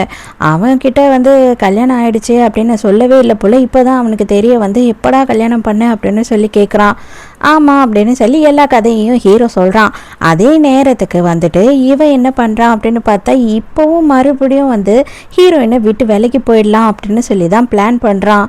ஏன்டா இந்த மாதிரி பண்ணுற அப்படின்னு சொல்லி கேட்டால், ஆமாம் இப்போவே வந்துட்டு அவள் கொஞ்சம் கொஞ்சமாக மறக்க ஆரம்பிச்சிருவா, ரொம்ப நாள் அவள் கூடியே நான் இருந்துட்டேன் அப்படின்னா அவளுக்கு மறக்கிறது கஷ்டமாக இருக்கும் அப்படின்னு சொல்கிறான். இவனுக்கே ரொம்ப கஷ்டமாயிடுது இது கேட்கும் போது. மறுநாள் அவங்க அம்மாவோட கல்லறைக்கு போகிறான். அங்கே போயிட்டு இவன் எல்லா விஷயத்தையும் அவங்க அம்மா கிட்ட சொல்லிக்கிட்டு இருக்கான். ஒரு பொண்ணு எனக்கு ரொம்ப பிடிச்சிருக்கு, அவள் என் கூடயே இருந்தா, என் கூட சாப்பிட்டா, என் கூட சந்தோஷமாக இருந்தா, எனக்கு சந்தோஷம்னா என்னன்னு காட்டினா அப்படி இப்படின்னு சொல்லி எல்லாத்தையும் சொல்லி பயங்கரமாக ஃபீல் பண்ணுறான். ஆனால் இதுக்கு மேலேயும் அவளை நான் கஷ்டப்படுத்தக்கூடாது, அவளோட வலி வேதனை ரொம்ப சின்ன நாளாக இருக்கணும், அவள் சீக்கிரமாக என்னை மறந்துடணும், அதுக்கு நான் இப்போவே அவளை விட்டு விலகி போனால் மட்டும்தான் நடக்கும் அப்படின்னு சொல்லி யோசிக்கிறான். நம்ம ஹீரோயினோட அங்கிள் ஃபோன் பண்ணுறாரு. ஃபோன் பண்ணிவிட்டு அந்த ஜாடி ரெடி ஆகிடுச்சு அப்படின்னு சொல்கிறாரு. அது எதுக்கு இப்போ அப்படின்னு சொல்லிட்டு ஹீரோயின் சொல்லும் போது, இல்லையம்மா அவர் ஃபோன் பண்ணார், ஃபோன் பண்ணி ரெடி ஆகிடுச்சா, எனக்கு சீக்கிரமாக வேணும் உடனே வேணும் அப்படின்னு கேட்டாரு அப்படின்னும் போது ஹீரோயினுக்கு செம்ம ஷாக்கு. மரியாதையை எல்லாம் உண்மையை சொல்லிடு, நீ மட்டும் இப்போ என்கிட்ட உண்மையை சொல்லலை, நான் என்ன பண்ணுவேனே தெரியாது அப்படின்னு மேனேஜரை பிடிச்சி கேட்குறா. அவனும் வேறு வழியே இல்லாமல், ஆமாம் அவர் உயிலெல்லாம் எழுதி வச்சுட்டாரு, அவர் உங்களை விட்டுட்டு போகிறதுல தீர்க்கமாக இருக்காரு அப்படின்னு சொல்கிறான். எனக்கு என்ன பண்ணுறதுனே தெரியலையே, நான் என்ன பண்ண போகிறேன், என்னால் வந்து அவனை அப்படியே சாக விட முடியாது, கண்டிப்பாக அவனுக்குன்னு லைஃப் இருக்குது, அவன் ஏன் இப்படி பண்ணுறான் அப்படின்னும் போது, இல்லை மேடம் அவர் வந்து உங்களை பற்றி மட்டும்தான் யோசிக்கிறாரு, அவர் கொஞ்ச நாளாக உங்களை பற்றி மட்டும்தான் யோசிக்கிறாரு, உங்களுக்கு ரொம்ப வலி அதிகமாகிடுமோ அப்படின்னு சொல்லி தான் அவர் சீக்கிரமே உங்களை விட்டு போகணுன்னு நினைக்கிறாரு அப்படின்னு சொல்கிறான். ஹீரோ வீட்டுக்கு வரான். வீட்டுக்கு வந்தால் மேனேஜர் செம்ம டென்ஷன் ஆகுறான். இதாங்க பிடிங்க, உங்கள் பொண்டாட்டி உங்களை விட்டு போயிட்டா, இப்பயாவது நிம்மதியாக இருங்க அப்படின்னு சொல்லி ஏதோ லெட்டரை கொடுக்குறான். உனக்கு உன்னோட முடிவை எடுக்கிறதுக்கு எவ்வளோ உரிமை இருக்கோ எனக்கு என்னோட முடிவு எடுக்கிறதுக்கும் அவ்வளோ உரிமை இருக்குது, அதனால் நீ ஆல்ரெடி எடுத்த முடிவை நான் இன்னும் கொஞ்சம் முன்னாடியே எடுக்கிறேன், எனக்கு உன் மேலே பெருசாக அஃபெக்ஷன் லவ் அதெல்லாம் இல்லை, அதனால் எதை பற்றி நீ கவலைப்படாத, நான் உன்னை விட்டுட்டு போகிறேன் அப்படின்னு சொல்லிட்டு அவளே வந்து ஒரு லெட்டர் எழுதி வச்சுட்டு கிளம்பிட்டா. போகிறதுக்கு முன்னாடி உன்னை தாண்டா தூக்கி போட்டு மிதிக்கணும்னு நினச்சேன், என்ன பண்ணுறது, அதுக்கு வழி இல்லை, அதனால தான் அப்படின்னு சொல்லிட்டு வீல் சேரை ஏற்றிட்டு போகிறா. அதுக்கப்புறம் உங்களுக்காக சீக்கிரமே வந்து வேகமாக அந்த கோல்டன் பேப்பர் இது எல்லாமே மடித்து வச்சுட்டாங்க, முடிஞ்சால் கொஞ்சம் சீக்கிரமே செத்துருவீங்களாம், அதுக்கப்புறமா அவங்களுக்கு இன்ஃபர்மேஷன் மட்டும் கொடுத்தா போதும் அப்படின்னு சொல்லிட்டாங்க அப்படின்னு சொல்கிறான் மேனேஜரு. ரூமில் போனால் அந்த ஜாடியை வாங்கி வச்சுட்டு அங்கேயும் ஒரு லெட்டர் எழுதி வச்சிருக்கா. இதில் நீ சீக்கிரமாக சேர்த்ததுக்கப்புறமா உன்னோட அஸ்தியெல்லாம் போட்டு வைக்கட்டும், அது எல்லாத்தையும் நான் சாக்கடையில் கொட்டிட்டு இதை வந்து விற்றுட்டு நான் வந்து செம்மையாக ஜாலியாக பார்ட்டி பண்ண போகிறேன் அப்படின்னு எழுதி வச்சிருக்கா. இன்னும் வீட்டுக்கு போகாமல் என்ன பண்ணிக்கிட்டு இருக்கீங்க அப்படின்னு வேலைக்காரங்க கிட்ட கேட்கும் போது, ஆமாம் அவங்க ஒய்ஃப் இல்லாமல் எனக்கு போர் அடிக்குது, என்ன பண்ணுறதுன்னு தெரியல, அதனால தான் இந்த வேலையெல்லாம் பண்ணிக்கிட்டு இருக்கேன் அப்படின்னு சொல்கிறாங்க. நீங்கள் ஒரு பணக்கார வீடாக இருந்தால் என்ன பண்ணுவீங்க அப்படின்னு சொல்லிட்டு ஹீரோ கேட்குறான். அதுக்கு உடனே அவங்க என்ன சொல்கிறாங்கன்னா, நான் என்ன பண்ணுவேப்பா, கொஞ்சம் வந்துட்டு ஜாலியாக எனக்கு பிடிச்ச மாதிரி துணிமணியெல்லாம் வாங்கி போட்டுக்கிட்டு அப்படியே காருக்கிட்டலாம் சூப்பராக காஸ்ட்லியாக வாங்கிக்கிட்டு செம்ம ஹைட்டாக 8 பேக்கெல்லாம் வச்சுட்டு செம்ம சூப்பராக இருக்கா மாதிரி பாய்ஸ் எல்லாம் பார்த்துக்கிட்டு டேட்டிங் பண்ணிக்கிட்டு ஜாலியாக சுற்றுவேன் அப்படின்னு சொல்கிறாங்க. சும்மா எதனா வளராதிங்கக்கா, நீங்கள் ஒன்றும் அப்படிலாம் கிடையாது எனக்கு தெரியும் அப்படின்னும் போது, ஆமாப்பா முதல்ல அப்படி இல்லை தான், அதுக்கப்புறமா உன்னோட ஒய்ஃபு தான் வந்துட்டு எதுக்கு வாழ்க்கையை இப்படியே இருந்து வேஸ்ட் பண்ணுறீங்க அப்படின்னு சொல்லி இதெல்லாம் எனக்கு சொல்லி கொடுத்தாங்க அப்படின்னு சொல்கிறாங்களா. அவ்வளோதான் ஹீரோக்கு மூஞ்சி கிஞ்செல்லாம் மாறி போயிடுது. அப்படின்னா நான் செத்ததுக்கப்புறம் அவளும் அப்படிதான் இருக்க போறாளா அப்படின்னு சொல்லி கற்பனையே பண்ண ஆரம்பிச்சிடுறான். வேக வேகமாக வந்துட்டு ஹீரோயினோட அம்மா வீட்டுக்கே போயிடுறான் தேடிக்கிட்டு. ஏன்னா அவனுக்கு கொஞ்சம் வயிற்றுச்சல் ஆயிடுச்சு. உடனே அவங்க ரொம்ப கேஷுவலாக இப்போ எதுக்காக இங்கே வந்திருக்க, நீயும் அவளை வந்து பிரேக்கப் பண்ணிட்டீங்களாமே அப்படின்னும் போது, அம்மா இப்படியெல்லாம் பேசுறீங்கம்மா எங்க அவ அப்படின்னு சொல்லி கேட்குறான். அவள் ஏதோ வந்து அவள் ஃப்ரெண்ட்ஸ் கூட பார்ட்டி பண்ண போகிறேன் அப்படின்னு சொல்லிட்டு வந்த உடனே கிளம்பிட்டா. அவள் எங்கே இருக்கான்லாம் எனக்கு தெரியாது, தயவு செஞ்சு இங்கேருந்து கிளம்பு, எனக்கு தூக்கம் வருது அப்படின்னு சொல்லிட்டு அவங்க அங்கேருந்து போயிடுறாங்க. இப்போ தான் ஹீரோயினை காட்டுறாங்க. ஹீரோயின் அவளோட ஃப்ரெண்டு கிட்ட உட்காந்து பேசிக்கிட்டு இருக்கான். அவனுக்கு எவ்வளோ திமிரு இருந்தால் இந்த மாதிரி வேலையை பண்ணியிருப்பான். எனக்கு அவனை பற்றிலாம் கவலை இல்லை, நான் இனிமேல் வந்து சிங்கிள், அதனால ஜாலியாக இருக்க போகிறேன், என்ஜாய் பண்ண போகிறேன். எனக்கு வந்துட்டு எவ்வளோ பாய் ஃப்ரெண்ட் வேணுமோ அவ்வளோ பாய் ஃப்ரெண்ட் வச்சுப்பேன். அவன் செத்ததுக்கு அப்புறமா வந்து மாதத்துக்கு ஒரு பாய் ஃப்ரெண்டை வந்துட்டு அவனோட சமாதிக்கு கூட்டிகிட்டு போயிட்டு இன்ட்ரடியூஸ் பண்ணி வைப்பேன் அப்படின்னு சொல்கிறா. கரெக்டாக அதே நேரத்துக்கு ஒருத்தன் வந்துட்டு உங்களுக்கு ட்ரிங்க்ஸ் வாங்கி தரவா அப்படின்னு சொல்லி ஹீரோயின் கிட்ட கடலை போட ட்ரை பண்ணுறான். ப்ளீஸ் ப்ரோ கொஞ்சம் கிளம்புங்க, அவ என் பொண்டாட்டி, தயவு செஞ்சு இங்கே வந்து கிளம்புங்க அப்படின்னு சொல்லிட்டு ஹீரோ அந்த இடத்துக்கு வந்துடுறான். அடே நீ இதுக்கிட்ட இங்கே வந்த, நான் தான் உன்னை பிரேக்கப் பண்ணிட்டேன்ல, மரியாதையாக போய் சீக்கிரம் சாவு, எனக்கு இன்னும் நிறைய வேலை பெண்டிங்கில் இருக்குது, அது எல்லாத்தையும் நான் முடிக்கணும், நான் சீக்கிரமாக வந்து மாதம் மாதம் ஒரு பாய் ஃப்ரெண்டையாக கூட்டிகிட்டு வந்து உன் சமாதியில் உனக்கு இன்ட்ரடியூஸ் பண்ணுவேன், அப்போ வயிறறிஞ்சு இன்னும் கொஞ்சம் சாவு அப்படின்னு சொல்கிறா. தயவு செஞ்சு என்னை மன்னிச்சிடு, நான் தப்பான முடிவு எடுத்துட்டேன், நான் முட்டாள்தனமாக பேசிட்டேன் உன்கிட்ட, ஆக்சுவலாக வந்து நான் இந்த மாதிரியான முடிவு எடுத்தே இருக்கக்கூடாது, நீ சந்தோஷமாக இருக்கணும் அப்படின்னு நினச்சி நான் ஏதோ முட்டாள்தனமாக பேசிட்டேன், என்னை மன்னிச்சிடுன்னு கெஞ்சிக்கிட்டு இருக்கான். அவ்வளோதான், ரெண்டு பேருமே வந்து நடு தெருவில் உட்காந்துக்கிட்டு அழவே ஆரம்பிச்சிடுறாங்க. இதை பாரு, பக்கெட் லிஸ்ட் எல்லாம் எழுதி வச்சிருக்கேன், இது எல்லாமே நம்ம ரெண்டு பேரும் சேர்ந்து பண்ணணும் அப்படின்னு சொல்கிறான். ஐயோ இது எதையுமே நான் அவங்க கூட பண்ண மாட்டேன்டா, எல்லாமே எனக்கு பயமாக இருக்குது, மாடியிலேருந்து குதிக்கணுங்கிற, அந்த இடத்துலேருந்து தொங்கணுங்கிற, என்னடா இதெல்லாம் கேவலமாக இருக்குது, ரோலர் கோஸ்டரில் நான் ஏறவே மாட்டேன், இதில் கடலுக்கு அடியில் வேற போகணும்னு நினைக்கிறியே, நீ ஏதாவது வந்துட்டு வாழற மாதிரியான யோசனையே பண்ண மாட்டியாடா, எங்கடா இருந்து ஏதாவது வழியில் சாகிற மாதிரியான யோசனை மட்டும்தான் பண்ணுவியா, கண்டிப்பாக இந்த பக்கெட் லிஸ்ட் இல்லைடா, இது ரொம்ப கேவலமான லிஸ்ட்டு, இதெல்லாம் என்னால் பண்ண முடியாது, அதுக்கு நீ செத்துரு பரவாயில்ல அப்படின்னு சொல்கிறா. இல்லை வேண்டாம் நான் இது கூட பண்ண மாட்டேன், இது கூட எனக்கு ஆசையே இல்லை, இது கூட நம்ம செய்ய வேண்டாமா, ஆனால் நீ என்னை விட்டுட்டு போயிடாதம்மா அப்படின்னு கெஞ்சுறான். ஒரு வழியாக கஷ்டப்பட்டு வந்து ஃபுல் போதையில் இருக்க ஹீரோயினை வீட்டுக்கு கொண்டு வந்து சேர்க்குறான். அம்மாவும் தாத்தாவும் வேற இன்னும் ரொம்ப கோவத்திலேயே தான் இருக்காங்க. அதாவது இவன் என்ன பண்ணியிருக்கான் அப்படின்னு பார்த்தா, எக்கச்சக்கமான சொத்து, அதுக்கப்புறமா பேங்க் பேலன்ஸு, அது இதுன்னு இவங்க ரெண்டு பேருக்கும் வேற நிறைய அனுப்பி வச்சிருக்கான். இதெல்லாம் நீ சாக போறேன்னு சொல்லிட்டு முடிவெடுத்து இதெல்லாம் பண்ணிட்டல, எங்களுக்கு எது முக்கியம் அப்படின்றதே உனக்கு தெரியல, என் பொண்ணுக்கு ஒரு புருஷன், எங்களுக்கு வந்து ஒரு நல்ல பிள்ளையா நீ இருப்பேன்னு நினச்சி நாங்கள் நினச்சோம், ஆனால் நீ சாகிறது மட்டும்தான் உன்னோட ஒரே குறிக்கோள்ன்ற மாதிரி வாழ்ந்துக்கிட்டு இருக்க, அப்படிதான் இது வரைக்கும் வாழ்ந்த, இப்போவும் வாழ போற அப்படின்னா இதோடய நம்ம எல்லாத்தையும் முடிச்சுக்கலாம், என்னால் வந்துட்டு எந்த இழப்பையும் இதுக்கப்புறம் பார்க்க முடியாது, என்னால் என் பிள்ளை இழக்கிறது ஏற்றுக்கவே முடியாது அப்படின்னு சொல்கிறாங்க. மறுபடியும் இந்த மாதிரி ஒரு தப்பை நான் பண்ணவே மாட்டேன், என்னை மன்னிச்சு ஏற்றுக்கோங்க அப்படின்னு சொல்லி ஹீரோ மன்னிப்பு கேட்குறான். மறுபடியும் அன்னைக்கு நைட்டு வந்து ஃப்ரெண்டுக்காரன் அந்த டாக்டர் இருக்கான் இல்லையா, அவன் ஹீரோவுக்கு கால் பண்ணுறான். ஹீரோ தனியாக வந்து பேசுகிறான். இப்போ ஹீரோ என்ன சொல்கிறான் அப்படின்னா, என்ன ஆனாலும் சரிடா, கடைசியாக நான் வந்து சாவா என்னை தேடி வர வரைக்கும் எதை பற்றியும் யோசிக்க போகிறதில்ல அப்படின்னு சொல்கிறான். நல்ல வேலைடா, உன் பொண்டாட்டி வந்து உன் மனசை மாற்றிட்டா, இல்லைனா எல்லாமே சொதிப்பி இருக்கும். ஆக்சுவலாக வந்துட்டு இந்த சிம்டம்ஸ் எல்லாம் வர்றதுக்கு முன்னாடி உனக்கு அந்த நோயோட பெர்சன்டேஜ் வந்து 30 தான் இருந்தது, 40% இருக்கிறவங்களுக்கு மட்டும்தான் இந்த நோயோட வளர்ச்சியே இருக்குமா, அப்படி இல்லை அப்படின்னா அது வளரவே வளராதான், நல்லதாக போச்சு, உன்னை வந்துட்டு நாங்கள் காப்பாற்றிட்டோம் எல்லாரும் அப்படின்னு சொல்லிட்டு இருக்காரு. இதை எல்லாத்தையும் வந்து பின்னாடி நின்றுட்டு இருக்க ஹீரோ இன்னும் கேட்டுடுற. ஆக மொத்தம் ஹீரோக்கு எந்த பிரச்சனையும் வரப்போறது இல்ல. ஹீரோக்கு மட்டும் இல்ல, ஹீரோக்கு குழந்தை பிறந்தாலுமே அந்த குழந்தைக்குமே வந்து அந்த நோய் தாக்காது அப்படின்னு சொல்லிட்டு அவன் சொல்லிட்டான். அதனாலதான் ஹீரோ என்னைக்குமே வந்து எனக்கு குழந்தைங்கள பிடிக்காதுன்னு சொல்லி இவ்வளோ நாளும் போய் சொல்லிக்கிட்டு இருந்தான். மறுநாள் ஹீரோ என்ன பண்றான் அப்படின்னு பார்த்தா, அவங்க அம்மாவோட சமாதிக்கு இவன் மொத்த ஃபேமிலியும் கூட்டிட்டு போறான். அங்கதான் வந்துட்டு இவனோட ரிப்போர்ட்டை பத்தி எல்லார்கிட்டையும் சொல்றான். அதை கேட்டு மொத்த குடும்பமும் வந்துட்டு பயங்கர சந்தோஷமாயிடுது. இப்போ தான் இவங்களுக்கு வந்து எல்லாருக்குமே வந்து உயிர் வந்த மாதிரி ஆயிடுச்சு. ஸோ இதோடையே இந்த ட்ராமா முடியுது. இந்த ட்ராமா உங்களுக்கு பிடிச்சிருந்ததா, என்னோடய எக்ஸ்ப்ளனேஷன் பிடிச்சிருந்ததான்னு சொல்லிட்டு மறக்காமல் எனக்கு கமெண்ட்டில் சொல்லுங்கள். ஸோ நாளைக்கும் மறக்காமல் கதை கேட்க வந்துடுங்க. நானும் மறக்காமல் கதை சொல்ல வந்துடுறேன். பாய்.